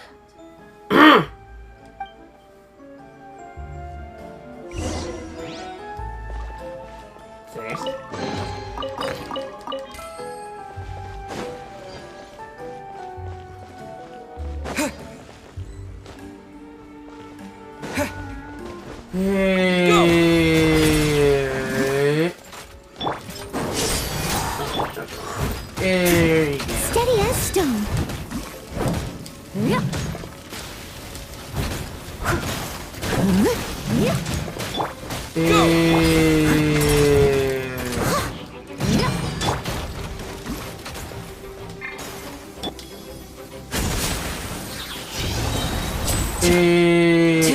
Son of a bitch! Here comes the finale. I'm not doing anything. Whirling snow. Go! As a dutiful maid would. Bitchin'.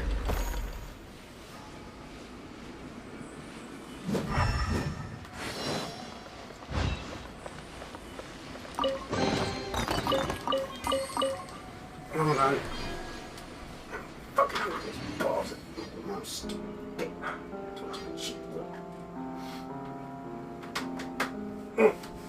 Too much of a cheap ass. How did you get it?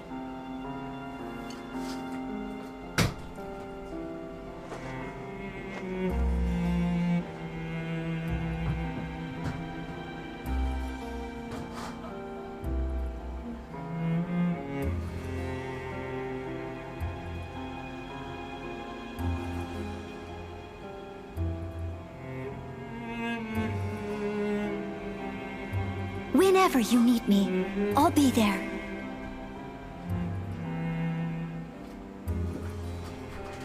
Sit. Sit and stay. Get back.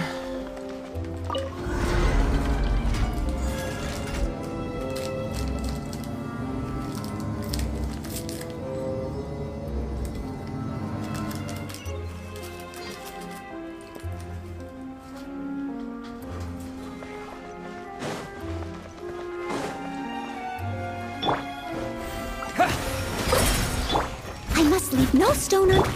Cue the stop!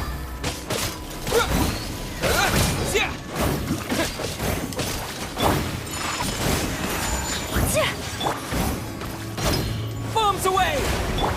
Kamisato art! Sometsu! My apology! Huh? Leave it all to me. Whirling snow!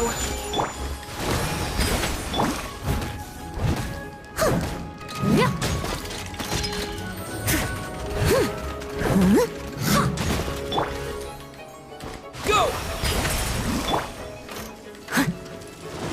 I must leave no stone unturned. burned.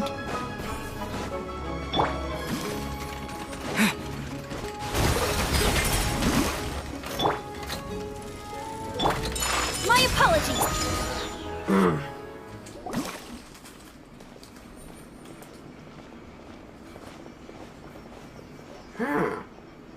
Why have you stopped, Lyeny?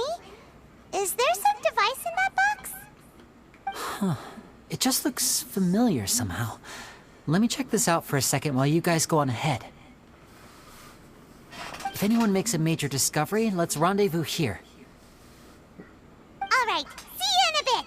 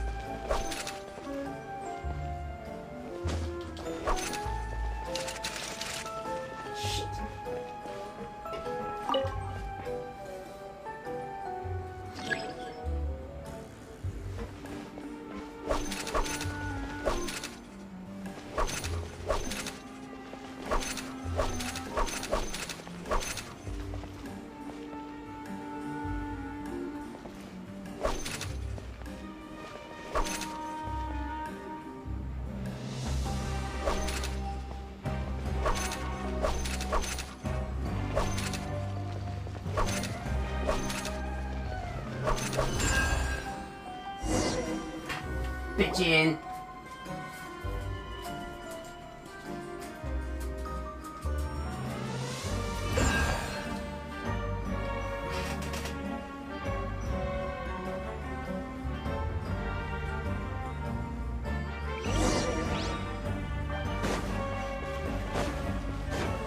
Wow! There's a hidden room here! Caesar's diary. This book's thick as a brick! Let's take a peek inside it, shall we?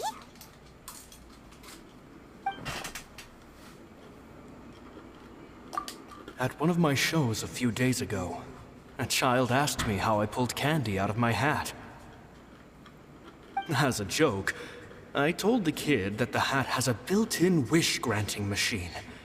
Next thing I know, today a whole bunch of kids were pestering me to pull all sorts of things out of the hat.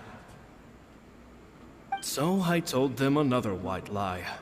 The machine needs time to power up, but in the meantime, you can write your wishes down.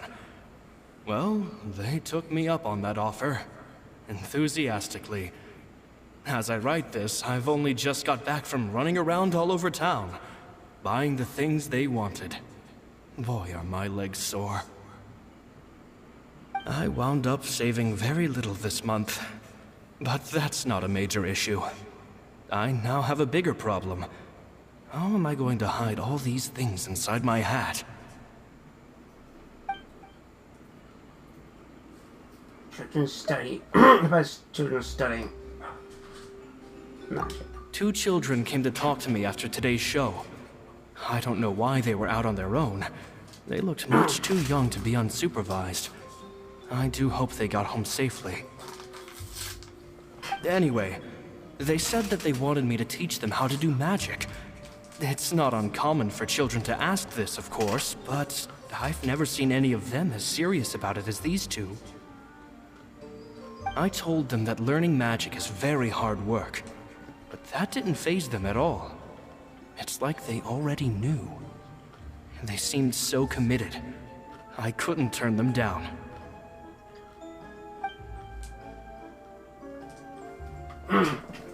Lorenzo's issues.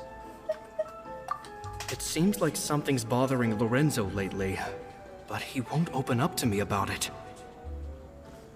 Surely he's not upset that I agreed to teach those 2 children. I'll have to talk him around. I have a good feeling about those kids.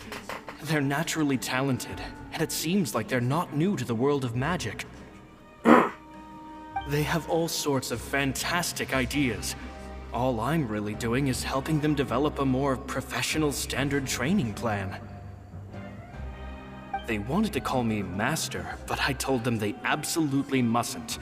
Any magician worth their salt could have taught them what I have. They're the geniuses here. Compared to them, I don't deserve to be called any sort of master. With time, I have no doubt that they could become far greater magicians than I. My only concern is why they're so mature for their age. I fear they've had to grow up too fast. I don't dare to imagine what they must have been through. Gemma thinks so too. She doesn't like being around them. Says that their eyes are too piercing. They don't bother me, but then again, I've never been the sharpest tool in the shed.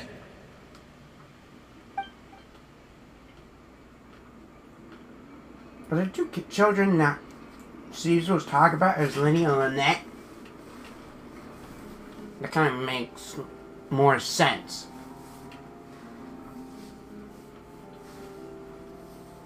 And that's why maybe Lyeny was so adamant to learn if Caesar is the Phantom Weasel. It's nearly time for me to go on tour.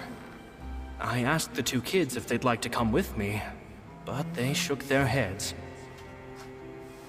I once overheard them talking about their father and their mission. Sounds like their parents have other plans for them.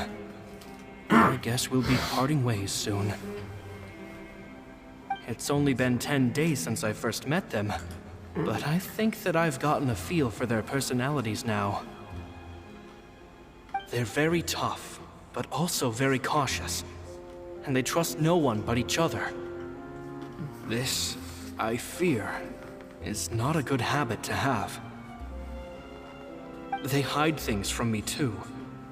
For example, when I asked them where they live and why they wanted to learn magic, they lied. That's the thing about children. Whenever they're trying to cover something up, it always shows somehow. I can sense that their lives have been hard, possibly even dangerous too. They're not like other children. It's a shame that I can't do more to help them. After thinking things over, I decided to tell them a bit about how I see the world. It's full of lies and falsehoods, and that is why we must find our own truth. P.S. I hope they won't find my nagging annoying. Children are so opinionated nowadays. Will it do them more harm than good for someone they've only known 10 days to lecture them like that? P.P.S. Maybe I'm overthinking this. Children aren't interested in grand philosophies. It probably just went in one ear and out the other. I bet they've already forgotten every word I said. Oh, Caesar, Caesar. Just mind your own business next time.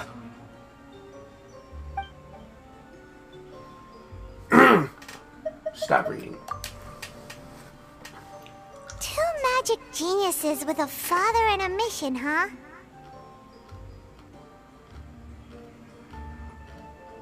Sounds a lot like he was writing about Lyeny and Lynette, don't you think? Nailed it!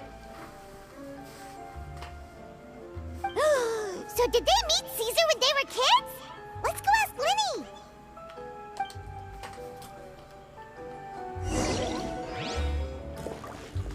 Nailed it.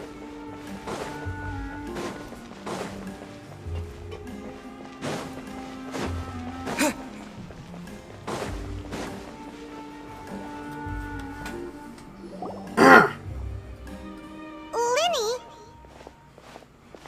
Shh, hold that thought. As I expected, there's a lot of fishy things going on in this place. Fishy? Uh-oh, what have you found? All in good time. Before we go over our new leads, I want to tell you how a high-altitude escape is performed. First, the magician slots themselves into a magic box in full view of the audience. The box is then suspended high in the air, and a short while later, the base automatically opens. At this point, a dummy will fall out of the box, but it looks real enough to grab the audience's attention, and they start wailing and screaming. Meanwhile, the real magician, who has by now blended into the crowd, waits for a good moment to make their appearance and put on a hysterical performance.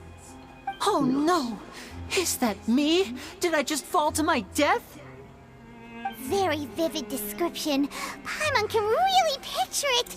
And then what? The audience's gaze then turns to the magician, and by the time they realize what's happened, the dummy has vanished, as if everything that just happened was some sort of shared illusion. Of course, that's just how I think the process should work, theoretically speaking. Theoretically speaking, what do you mean? The inventor of this trick never performed it successfully. When the box opened, Caesar was the one who fell out, and not the dummy. He fell right to the ground from the highest point of the opera house. No one could hope to survive that fall. Not without a vision, at least. And no one else has ever attempted this trick since. My understanding of how it works is just based on what I could gather from his notes and the relevant gadgets here in his workshop. So Caesar's famous high-altitude escape has never been done, huh? Paimon was about to say how cool it would have been to see it in person, but if it's that dangerous, it's probably for the best that no one else tries to do it. Wait a second. So if a dummy's supposed to drop out of the box, then where does the real magician go? How does he get out? Glad you asked. That brings us to the secret of said box. This box right here is the one that Caesar constructed himself to use in the performance, and it's not as simple as it looks. Inside, there's a device that only the magician himself would know about. Once the magician's inside and the box is lifted up into the air, the audience's view of the box is fixed at a certain angle. From where they're standing, they have a clear view of the front, sides, and bottom, but the back and the top are now no longer visible. At this point, the magician presses a button inside the box, opening a secret door out of view. He then escapes through this trapdoor onto the opera house roof, waits for the dummy to fall and distract the audience, and quietly returns to ground level. That's way simpler than Paimon imagined. Even Paimon could probably do it. Well, there's a little more to it than that, of course. The hardest part of this trick is controlling the audience's mood and reactions. That takes an exceptional degree of showmanship. There's the falling dummy, the miraculous reappearance, the pompous performing. Maybe the magician would even have themselves tied up before it begins to strengthen the impression that there's no escape. Many days and nights of careful research and painstaking practice would have gone into this, all culminating in a performance just a few minutes long, but one that still manages to transform the shock and grief of a tragic accident to the joy and laughter of a mesmerizing magic trick. Caesar was a highly accomplished magician. But unfortunately, even he didn't manage to pull it off. So, how did it go so wrong? You said you found some fishy stuff here. Have you figured out what really happened? I can make a pretty good guess. I looked into the case files. The magic box Caesar was using at the time of his death had the secret button I mentioned positioned on the right-hand side. And, sure enough, he always used his right hand as his dominant hand in public. Okay. Nothing suspicious there. But here's the strange thing. Most of the devices in this workshop have the mechanism on the left-hand side, including this box right here, which leads me to believe that Caesar was in fact left-handed. Why would Caesar pretend to be right-handed? Because a magician can't afford to have his basic habits stand out too much. People naturally focus their attention on the most important details of the task or situation at hand. But a magician needs to be able to redirect an audience's attention at will so as to avoid arousing their suspicion. The essence of magic is getting people to believe a lie. If even the truth raises eyebrows, the falsehoods become all the more difficult to mask. And so, Caesar trained himself to use his right hand to align with his audience's expectations. Great magic always requires sacrifices. But in his most stressful and nerve-wracking moments, and when no one was watching, reflex would kick in and he'd use his left hand. That's why he set his gadgets with the mechanism on his left. Maybe someone exploited that fact against him. Exactly. I think that's likely what happened. Caesar would have been under a lot of time pressure during the escape. He'd have had mere seconds to open the hidden compartment, retrieve the dummy, then open the secret door and make a swift escape. But I'm sure he was confident. He would have rehearsed countless times to the point where it was second nature. He'd barely need to think about what he was doing because muscle memory would guide him through. So he opened the compartment, took out the dummy, checked everything was in order, and then went to leave. With his left hand, he reached for the button, and suddenly, his heart skipped a beat. It wasn't there. Much like when you reach for your keys but find your pocket empty, his mind needed a moment to process what was going on. Instinctively, his left hand would keep feeling around for the missing button, maybe for another second or two, until the bottom of the box gave way. With the stakes being as high as they were, just a 2-second delay cost him everything. The authorities would find nothing suspicious and conclude that his death was due to his own error. When in reality, someone switched the boxes, and they did it to murder him. But how would they be able to make the switch without being noticed? That would be difficult to pull off, no? It would have to have been someone who knew that he was left-handed, and who could move his props around without arousing suspicion. Someone who was always by his side. Isn't that right, Lorenzo? Oh, Just shit! couldn't let sleeping dogs lie, could you? There's not a lot of people who'd go to all this trouble for some magician who died 10 years ago. I didn't want to have to do this, you know. Silencing you the hard way just creates more problems for me to deal with. But I gave you your chance. I hoped you'd do what's good for you and back off like the lady, but you disappoint me. You mean Gemma? So you are the one who's been threatening her!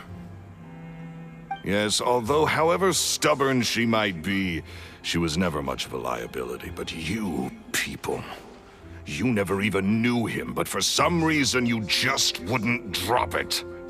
Which is why you can't leave this place alive. Take them out, and make it quick. Do your worst! Bring it on, bitch!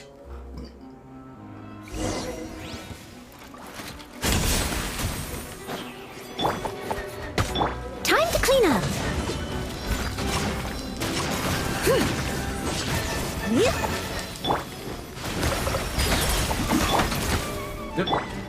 There you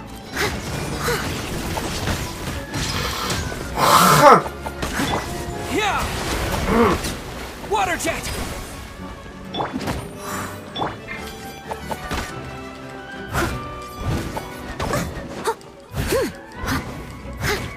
Steady as stone.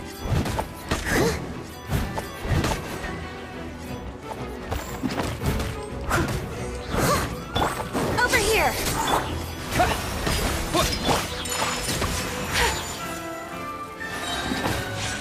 For a swirl. Let the magic be.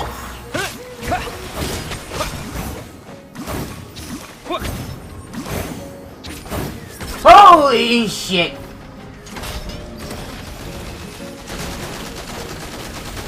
Go! Yeah.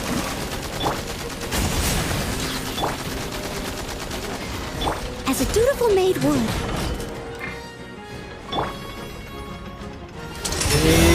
the show on the road. Water jet!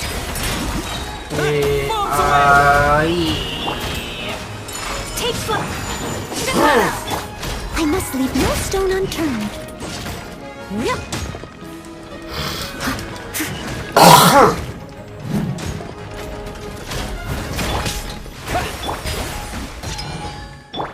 Whirling snap!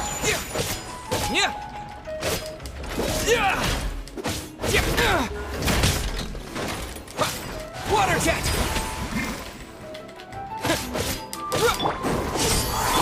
Steady as stone.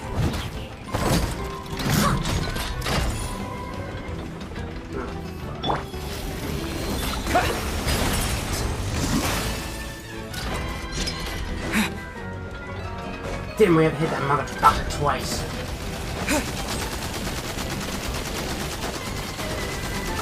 Go! And voila! Surprise!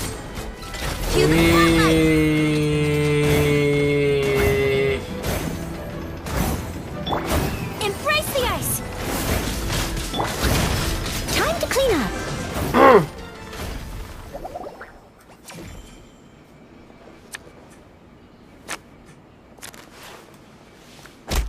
Damn! You got knocked the... You kids ain't tougher than you look. Had enough yet, Lorenzo? Your cronies can't help you now. I think it's high time you started talking. And what I'd really like to know is, why did you murder Caesar? If I had a Mora for every time you said that man's name. Of course you idolized Caesar, everyone else did. But I was the real genius magician. Me! He was just an amateur who did cheap tricks for gullible children. I was the one who made magic into the fine art it is today. The aristocrats doffed their hats to me! So it was jealousy. Jealousy. Hatred, more like. I hated Caesar. All he cared about was his magic. He lived and breathed it. He poured everything into his street performances and his stupid tours like it was just a hobby to him, never bothering to think about Mora. What sort of fool devotes their life to the art of deception and never has a Mora to show for it? But the people loved him, didn't they? Oh, how they looked up to him. No one gave me a second look. All I ever heard was, "Oh, your master's amazing, isn't he?" Amazing.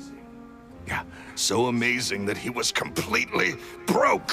Every other apprentice was living it up at their master's expense, but no, not me. I put in all the work, mastered all the skills, and it brought me nothing more than the life I already had. So you killed him. He forbade me from using magic to trick people out of their Mora. There was nothing he hated more than that. And with his reputation in Fontaine, it was too risky for me to go it alone. Lucy? As long What? as he Give was it. alive, if I Give it. dabbled in my own brand of money-making magic, he would expose me, and it would destroy me. You dick. I had to kill him. There was Lucy! no other way. He had to go.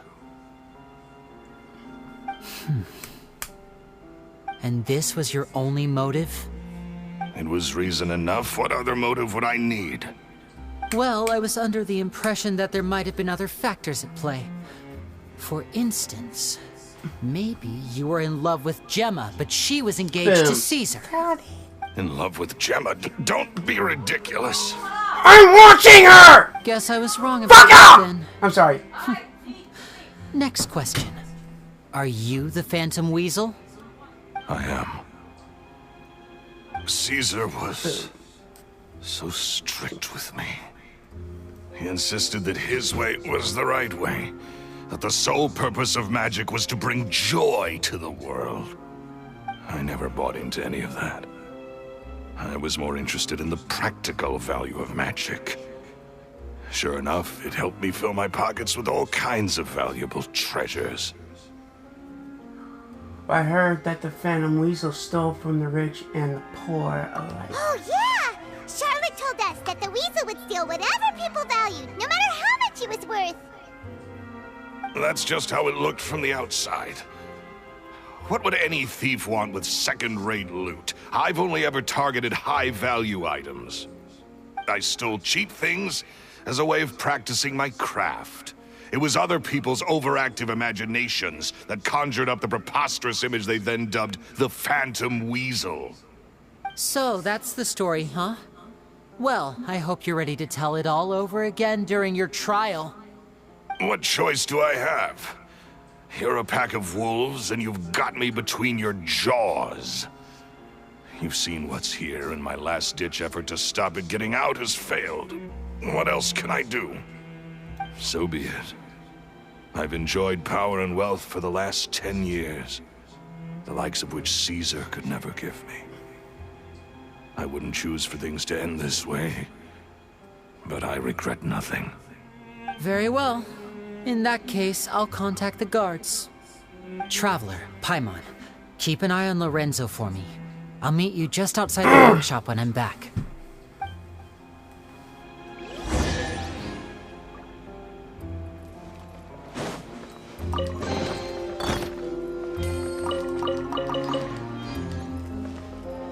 Fuck you.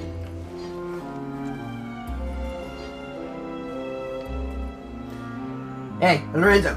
Enjoy being someone's butt buddy.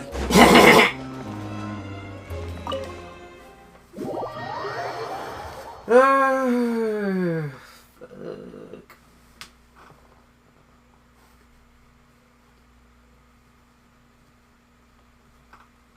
Hold on. I need to do something.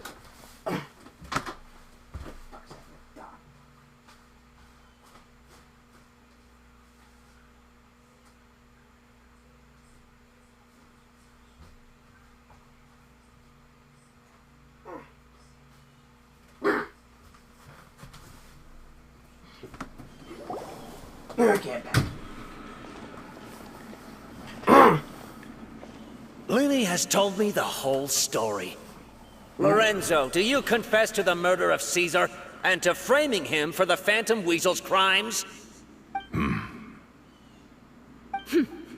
Look who's finally developed a conscience. What kind of disciple murders their own master? I hope it was worth it, because there'll be hell to pay. Yeah.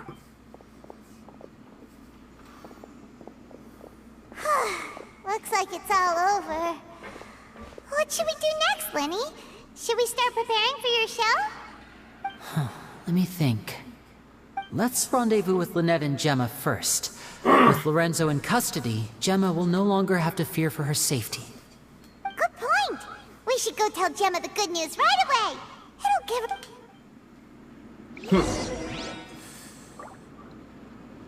I'm sorry, I just like saying but.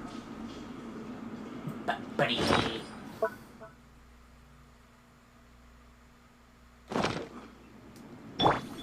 What the fuck?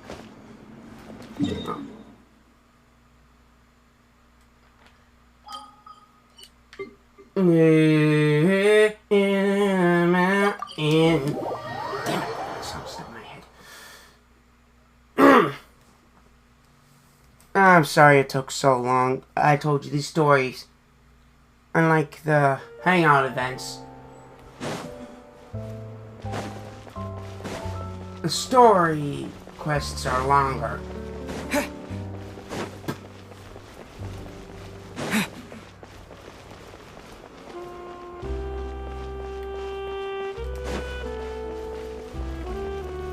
Are we gonna have a hangout event with Lynette?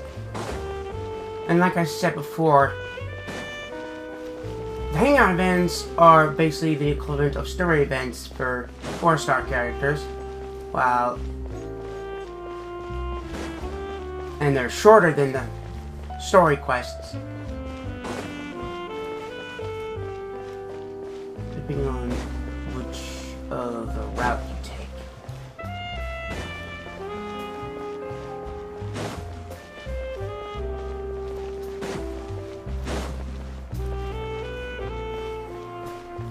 Oh, you look so cute.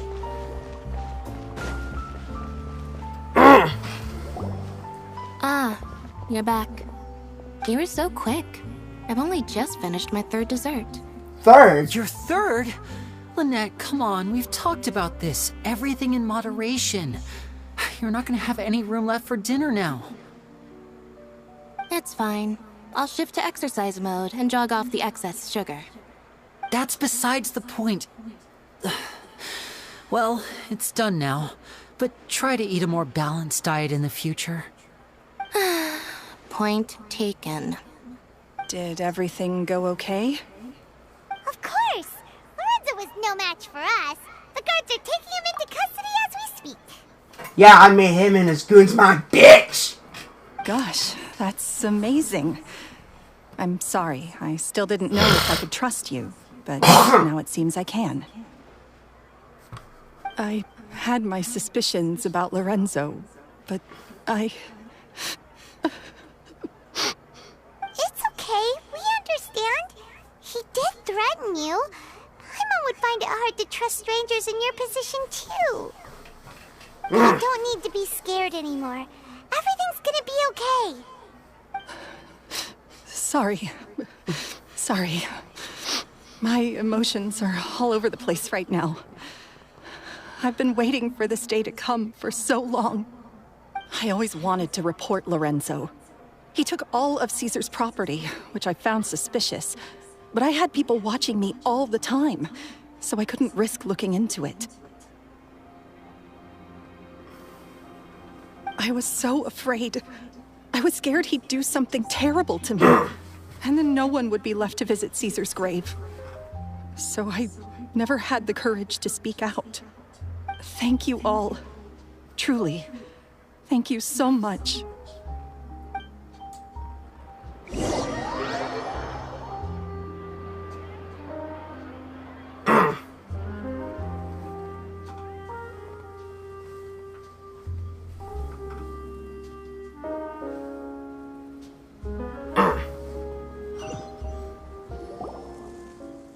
Thank you all for clearing Caesar's name. I never would have guessed that Lorenzo was the real Phantom Weasel. He never showed any signs that there were problems between him and Caesar in public. From the outside, it looked like they got along great. And to think that lowlife's been living life to the fullest all this time, while Caesar's name was getting dragged through the mud. It's a travesty. At least his soul can finally rest in peace now, thanks to your efforts.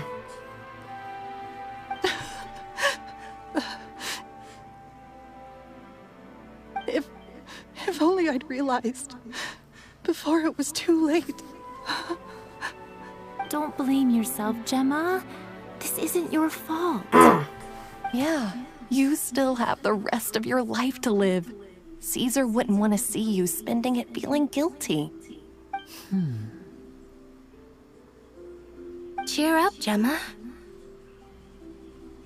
My brother's doing a magic show at the Opera House tomorrow evening. Would you like to come along? It might raise your spirits. This show will be a special one. We're holding it in Caesar's honor. In Caesar's honor? Really?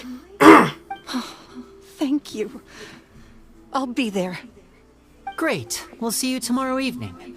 Traveler, Paimon, don't be late. Don't worry, we'll be there. No way are we gonna miss out on a free magic show.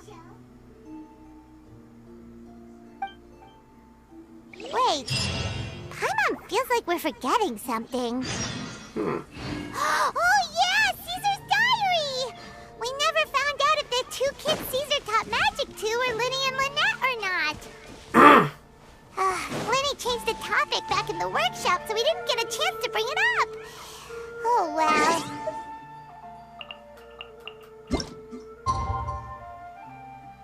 Oh shit. What is it? I'm gonna...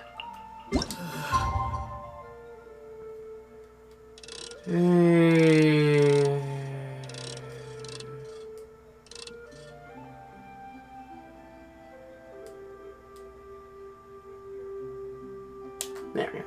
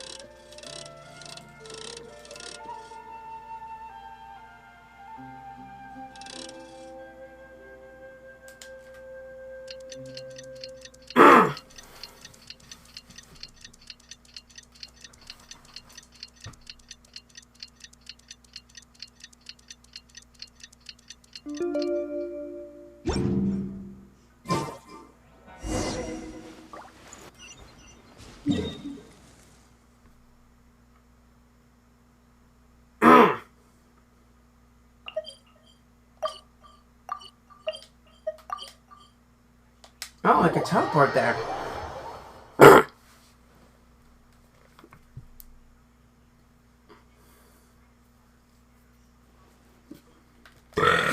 Ah, shit.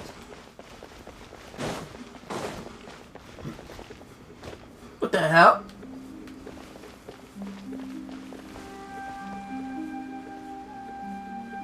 Am I seeing a woman in Inazuma attire?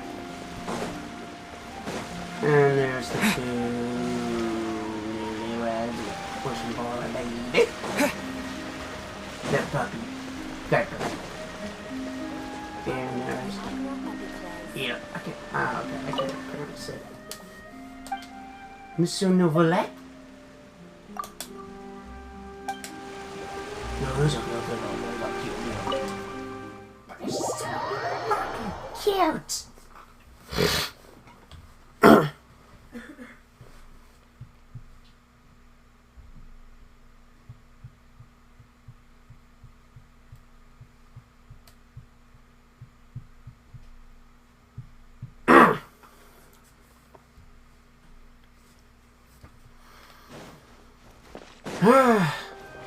Man, I've been to the Opera House since, trial. Since Tartaglia.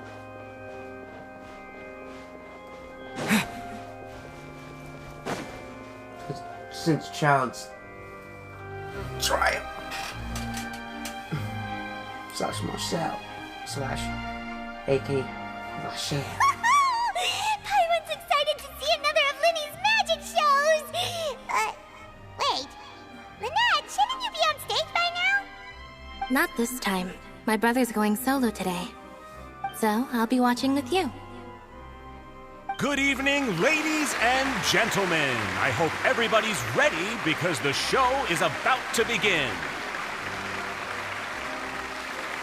The great magician Lyeny has prepared a spectacular show for us all tonight, concluding with an all-new grand finale that no audience has ever seen before.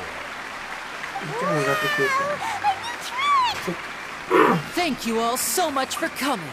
Now, prepare to join me on a journey through the mystical and miraculous. Is he gonna do that trick that Caesar was murdered by? Ah, whatever. Oh, shit.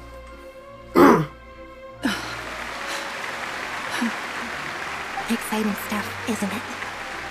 Yes, it's just... It reminds me of him. No wonder. Caesar was a famous magician too. So, how did you two first meet, Gemma? Well, I was out on the street once, and I saw him performing for little children. Children love magic, because they're willing to believe in things that can't be rationally explained. Caesar had this amazing way of bringing them into a dreamlike world. And somehow, I felt drawn to him too. So I went up and asked him to do a trick for me. Aw, that sounds so romantic. What trick did he do? It was with a flower. He took it in his hand, snapped his fingers, and It magically appeared on my head. I was so happy that day. No one had ever given me a flower before that. Oh, that's so cute!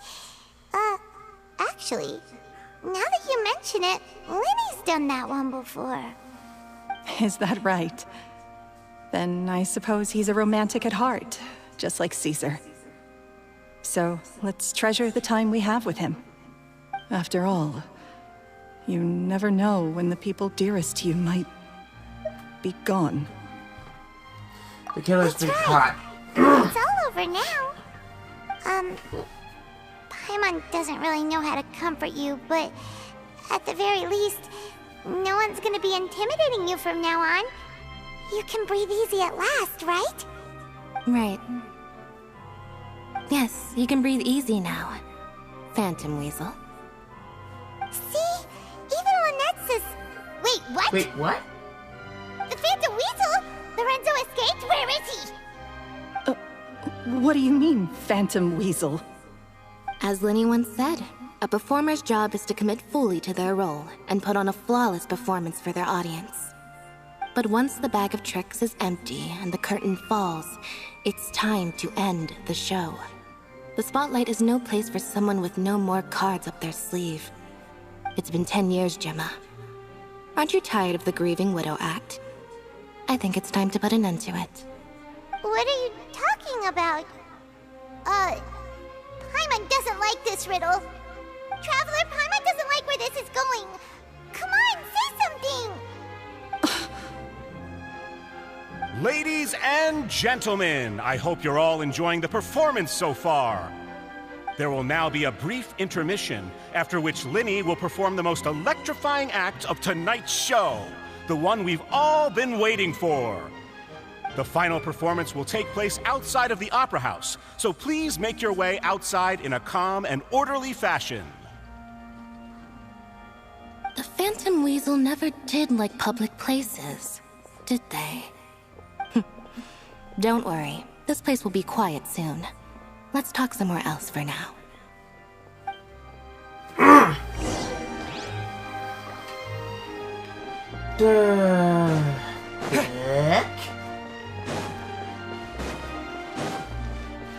I don't know how to get up there. It's gonna be tricky as balls.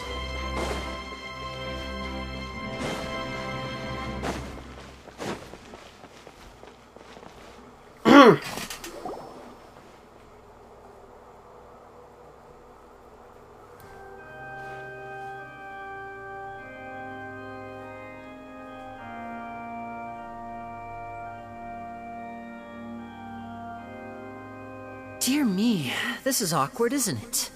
And unfortunately, I'm all out of gadgets, so I'm afraid I can't do any tricks to liven up the mood. This is a big mistake for a magician to make, but thankfully, I do have a backup plan. Now, who wants to hear a story? Lyny, don't we have more important things to address right now? Lynette accused Gemma of being the real Phantom Weasel a moment ago. Oh, what the heck's going on? All in good time. Magicians are good at guessing what people are thinking. I know the questions you want to ask. And as it happens, the story I'm about to tell might answer a few of them. Really? Well then, let's hear it! Paimon's dying of curiosity here! Let's go back to the very beginning. A decade ago, when the Phantom Weasel was terrorizing the court of Fontaine. She never missed a target, never left a trace, and no treasure was safe from her thieving hands. But as her infamy grew, so did the readiness of the police, and her opportunities to act became ever fewer. Every day, she ran the risk of being exposed for who she was. Of course, she could not simply take this lying down, and before long, she found her ticket to freedom. She would create a scapegoat, a false weasel to close the chapter on her behalf. After weighing her options, she set her sights on a renowned magician, Caesar. After all, magic and theft shared enough similarities for people to buy the story when the truth came out. So then what? Being the master deceiver she was, the weasel easily earned Caesar's trust. Now all that remained was to frame him for her countless crimes. But as she was considering how to make her move, she noticed Caesar's aggrieved pupil, and a new thought entered her mind. Maybe I don't need to get my hands dirty after all. At her encouragement, Lorenzo tampered with Caesar's magic box, causing him to fall to his death. Afterwards, Lorenzo seized his master's property, and the weasel set about tarnishing Caesar's reputation. Two co-conspirators committed the perfect crime.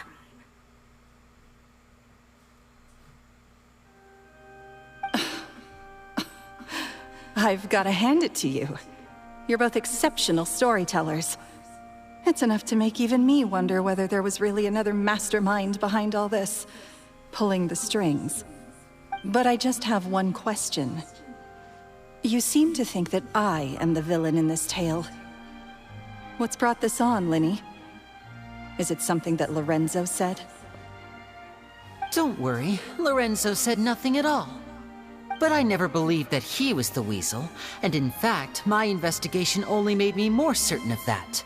He was too forthcoming with his confession, as if there was something else he was trying to hide. How disappointing. So you'd sooner trust Lorenzo than me? Even without a shred of evidence? A magician is an expert at playing the audience to get the result they want. And I have no doubt that you, Gemma, are equally talented in this regard. With a little help from Lorenzo, you put on a very convincing performance. The lovesick fiancé, whose devotion to her betrothed is unshakable, even under threats of violence. Caesar was maligned and hated by all for 10 years, but you? Everyone sympathized with your plight. Who would suspect for 1 second that the lovely young lady always seen weeping in front of Caesar's grave was actually the mastermind behind his demise? No, not that poor lady. Perish the thought. Wait, so you mean the whole intimidation thing was just a hoax? Gemma and Lorenzo were both in on it? But why would Lorenzo agree to that? And why didn't he sell her out even at the end instead of admitting to being the weasel himself? Yes, why indeed? Maybe Gemma herself could enlighten us on that question. Well, Lyeny, if you're so confident in your version of events, then I think the answer should be obvious. Having killed Caesar with his own hands, Lorenzo was plagued by overwhelming guilt. Revealing the Phantom Weasel's true identity would serve no purpose. But if the Weasel remained free, then she could take care of Lorenzo's loved ones. An excellent answer, though sadly a little dull. Is that right? Well, don't let me bore you. If you'd care to change the topic to something more interesting, I'd be much obliged.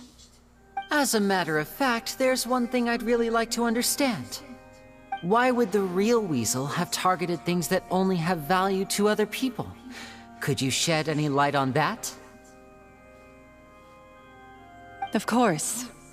After all, we're just telling stories here, aren't we? If I had to guess, I would say that the real weasel must have had a terrible childhood. Left to fend for herself after her parents died young. Betrayed, scorned, beaten. She'd scrounge waste paper from garbage bins to draw on, using twigs and dirt for lack of ink and pen. She'd sew ugly rag dolls from whatever scrap material she could get her hands on. This was her only source of happiness in life. But it was all she needed, and she was content. Until the world decided that even this was too good for her. Once again, she was betrayed. And this time, everything was taken from her. She felt like life was a miry pit that dragged her further down the more she struggled to escape. At that tender age, she should have been happy. Instead, she stood in the shadows and watched with envy as all good things in the world passed her by. This was a fate too cruel for anyone to bear. Her pain became a breeding ground for dark thoughts. Thoughts which festered and grew into a twisted solution to her troubles. I detest the happiness of others, in all its forms alike. I will rob them of everything they hold to be good and true, and it will fill the void in my soul. That's some pretty heavy stuff. Now it all makes sense. Does this story satisfy you, Lyeny? Yes, it is quite to my tastes. Thank you for helping to clear up my confusion. So what's with the warning letter? That's right! What drove you to write that letter, Gemma? What were you trying to achieve there? Because without that, none of this would have ever come to light! She didn't write the letter. After 10 long years, I'd hoped that the Phantom Weasel would be consigned to the history books by now. But it seems like someone still wasn't ready to let her finally be at peace. Lyeny. Or should I call you the Phantom Copycat now? You were the one who posted that letter outside the Opera House. But why?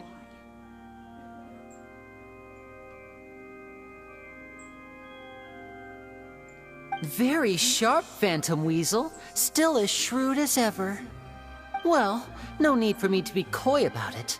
Our goal was to clear Caesar's name. The most straightforward way to change the public's impression of Caesar was to force the Weasel to show themselves. That's it? You had no other agenda? Of course we did. We made it quite clear in the letter, I believe. I shall take from you that which you hold most dear, just as you did to me 10 years ago. 10 years ago? You mean Caesar's death? You met him? Wait. Oh, I get it. You were those two obnoxious kids. It's been so long, and you're all grown up now. I didn't recognize you. He taught you magic back then, didn't he? For what, 10 days or something? And you went to all this trouble. Why? Because you feel like you still owe him something? We remember all our debts, however great or small. 10 years ago, Caesar's reputation was torn to shreds, and his legacy was thrown out. 10 years on, and no one cares what the truth is anymore. But we did not forget, and so we came to find you. And? What exactly did you take from me? I'm still standing, as you can see. Lorenzo has admitted to everything. I'm free. Free? Do you really think so? Caesar once told me that even though the world is filled with lies and falsehoods, we must find our own truth. I think that applies to you too. Truth can take many forms.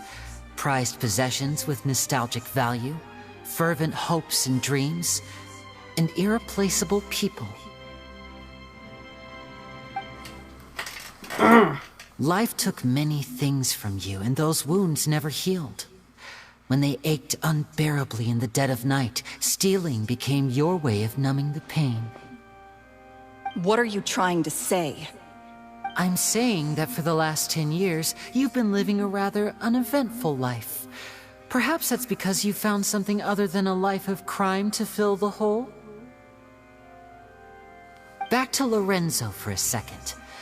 He murdered his own master, played along with your act, and took pains to make sure any suspicion would be directed towards him. But what did he have to gain from all that? He knew who you were and the things you'd done, and despite that, he was willing to give everything up for your sake. He's the reason that you haven't felt the compulsion to steal in all these years. You're more than just accomplices in murder. You're the only real friends each other has. So I think you know, deep down, that he is the only truth you have in your life. But that truth is gone now, and I guarantee you, you'll never see it again. Congratulations on your freedom, Gemma. Your freedom will cost you dearly. From now on, you'll be all alone in a world full of lies and falsehoods. I do hope you'll be able to bear it. You've still got a long life ahead of you after all. Gather round, one and all. The time has now come for the amazing Lyeny to perform his final act in tonight's show. I'm sure you're all wondering what he has planned for the grand finale. Well, wonder no more, for the answer is a death-defying high-altitude escape. A high-altitude escape? Years ago. I'm sure you all remember the magician Caesar. This was the very trick that led to his fatal fall, after which he was dubbed the Phantom Weasel. So we have now learned that Caesar was wrongly accused, and that the real Weasel has now confessed to their crimes. Guess that's my cue to leave. Whew. I've been practicing this one for ages now, but I'm still a little nervous. Traveler, Paimon, I hope you enjoy the rest of the show. There may be a lot of people watching tonight, but you alone are my true witnesses.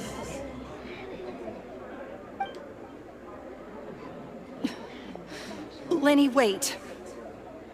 You two hid a lot from Caesar. He went to his grave without ever knowing your secrets.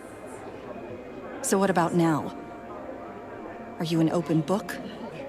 Or are you still the same as ever? You don't have to tell lies to end up isolated and alone. One day, you'll end up exactly where I am today. Maybe then you'll finally understand. You're wrong. I'm nothing like you.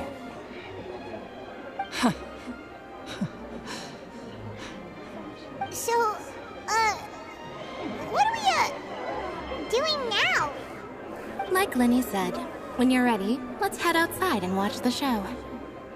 But what about Gemma? She'll figure out what's best for her soon enough.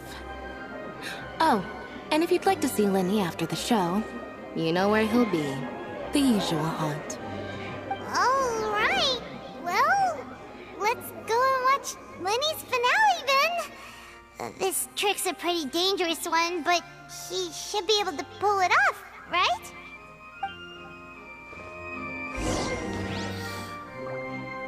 Oh, shit just got real. God damn, there's more twists and turns than a backgammon. Oh, that's right. The high-altitude escapes outside the house. Outside the house. Do ye?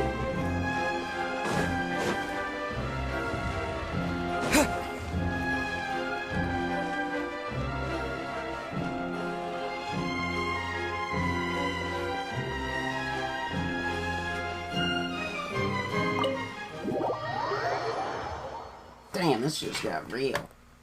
There's more twists. There's more twists and turns in this story than those previous cases.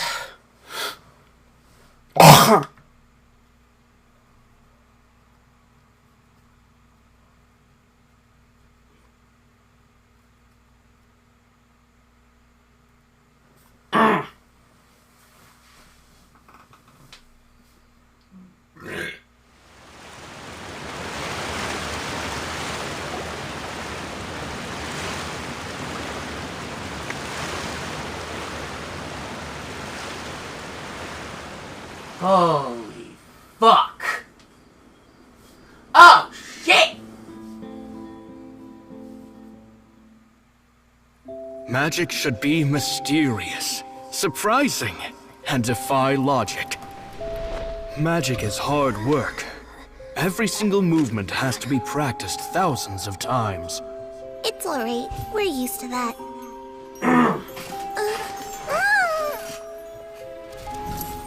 We're sorry. You've taught us so much, but we can't tell you the whole truth. It's okay. Do you still remember what I told you? This world is full of lies and falsehoods. I only hope that one day, you can find your own truth. What about you? Have you found your truth? Magic is my truth. I want to perform a magic trick so great that people will always think of me when they talk about it. For a magician, what greater honor could there be? Look! Behold! Lyeny is sealed inside the box. Will he manage to escape? 10 years ago, Caesar attempted this very trick, and it was at this precise moment that...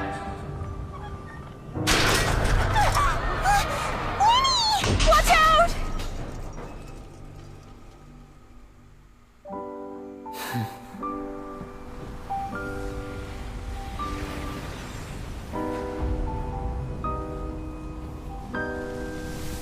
Mysterious. Surprising. And logic-defying. Isn't that right? This honor belongs to you, Caesar.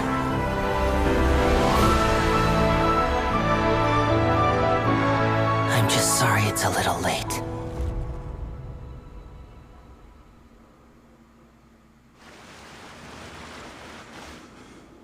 Did you see that?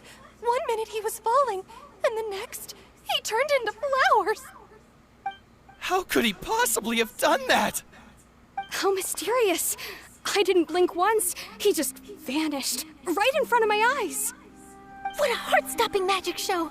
This was really worth the trip. Caesar's name has finally been cleared, and Fontaine's new star magician Lyeny has fulfilled a wish on his behalf. Oh, I couldn't ask for a better grand finale. It will make a great headline for the Steambird tomorrow, even if I do say so myself. Whew. Looks like everyone really loved Lyny's grand finale. Even if they didn't know the full story. Paimon doesn't see Lyeny anywhere. Where'd he go? Oh, Lynette said he'd be waiting for us at the usual hunt. But, where is that? Cemetery? Oh, you mean the one where Caesar's buried? Yeah, that's probably it. This whole magic show kinda seemed like Lyny's way of saying goodbye to Caesar. So it makes sense that that's where he'd be afterward. Alright, let's go look for him there.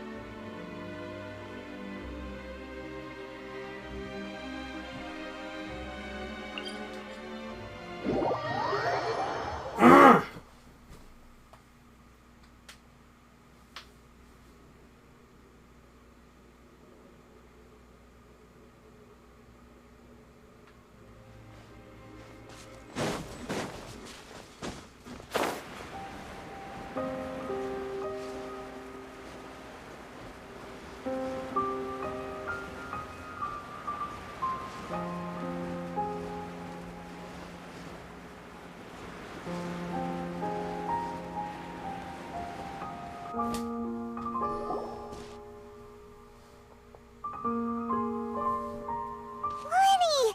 There you are. Are you alright? Paimon was scared to death when the chain broke. Paimon was sure something had gone horribly wrong. Magic is a performance art. A magician has to get creative to keep the audience on tenterhooks. That's our job. So I tweaked Caesar's original setup a little to keep it fresh. I was honestly a little nervous during the live performance. The thought of falling, suddenly feeling weightless, seeing the sky and the ground spinning and spinning. Sometimes, I can't help but wonder what Caesar thought in those final moments. Did he regret taking Gemma and Lorenzo on? Or did he believe that it was his own slip-up right until the end? You know, Paimon's been wanting to ask you about something ever since we were in Caesar's workshop. You learned magic from Caesar once, didn't you? When was that? After I joined the House of the Hearth. To be honest, Lynette and I had an agenda when we approached him. An agenda? I told you about my past before, remember? As a young boy, I survived by secretly learning magic from street performers. I'd watch their tricks and try to figure out how they were done. But I quickly realized that observation alone could only get me so far. What I saw was the polished final performance, but the rigorous training they put in behind the scenes remained invisible to me. I needed to learn how to improve my sleight of hand, hone my misdirection skills, and make niftier props. We were gifted enough that we'd made some progress by ourselves, but without proper guidance from a professional magician, we quickly plateaued. So that's why you sought Caesar out? Yes. We figured there was no harm in asking, but it took us by surprise that he was so willing to teach us. In all, we only spent 10 short days together, but he was very good to us. By contrast, we hid so many things from him. For instance, when he asked why I wanted to learn magic, I answered, "It's my passion." But in truth, there was already a lot more to the story by then. After being taken in by an aristocrat for our magic talent, then betrayed soon after, this was no longer about me doing what I loved.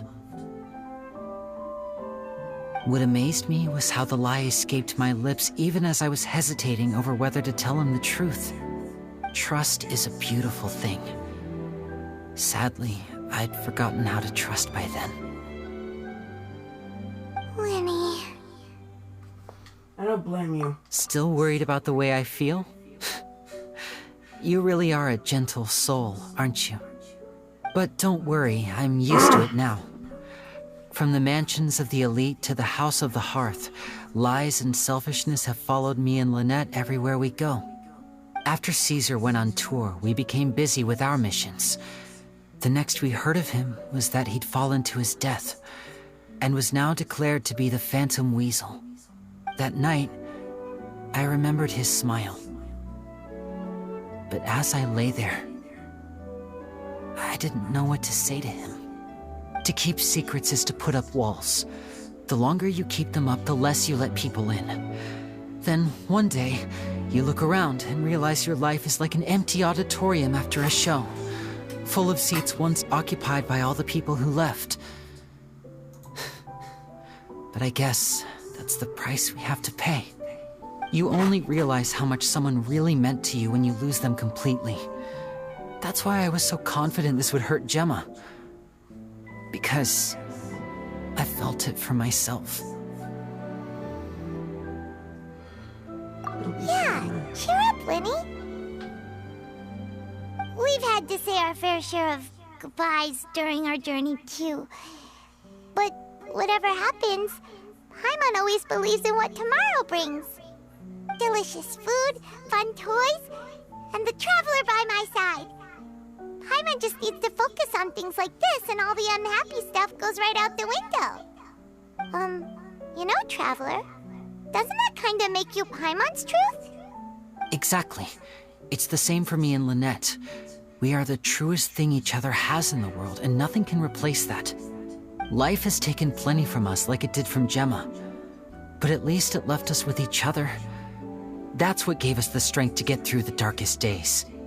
That's why the darkness never consumed me, and why it never will. Maybe we live in the shadows too, but we remember every precious ray of light that shines through. All right, time to lighten this conversation up a little. What did you think of the show tonight? Were you happy with it? It was amazing! Paimon just wishes we hadn't been so distracted with the Gemma situation. We spent most of our time in the Opera House just talking and pretty much missed the entire first half of the show. Lyeny, could you do just one more trick for us? Whoa, that's a bit of a tall order, I'm afraid. The show's just finished, so my sleeves are decidedly card-free right now. Aw, come on! Surely you can think of something. The Lyeny Paimon knows can do anything if he puts his mind to it. Oh, all right then. I'll give it a go, but only because it's you. Watch closely. I have a flower in my hand. You liar! There's nothing in your hand. We ain't going along with this. Huh? My goodness, you're right. But I could have sworn I brought one here with me. Okay, try this. Count down with me. 3, 2, 1. 3, 2, 1. Now, have another look around. Maybe the flowers appeared somewhere else. Really? Let's see. Oh, hello! Wow, there it is! Oh, this is a different flower from the last time, right? This one's called, oh yeah, a rainbow rose. But more importantly, Paimon has to know how the trick is done. Please, Lyeny, pretty please! Well, if you want to learn magic, you'll have to start by addressing me as teacher. Ugh. Fine. Please, teacher, please! Since you asked so nicely, I'll share one little tip with you. Namely, the student of magic cannot solely rely on others being prepared to reveal their secrets. You have to observe, think, and find the answers for yourself. Is that it? Look at the time. We shouldn't linger here too long. Thanks again for coming to see my show. I bid you both good night. I look forward to seeing you again. All right, fine. See ya. Shall we head back now, too? Oh, Paimon can't wait to read The Steambird tomorrow. Paimon bets Lyeny and Caesar will be plastered all over it. Let's head to the Steambird's offices tomorrow morning and see what we can find out.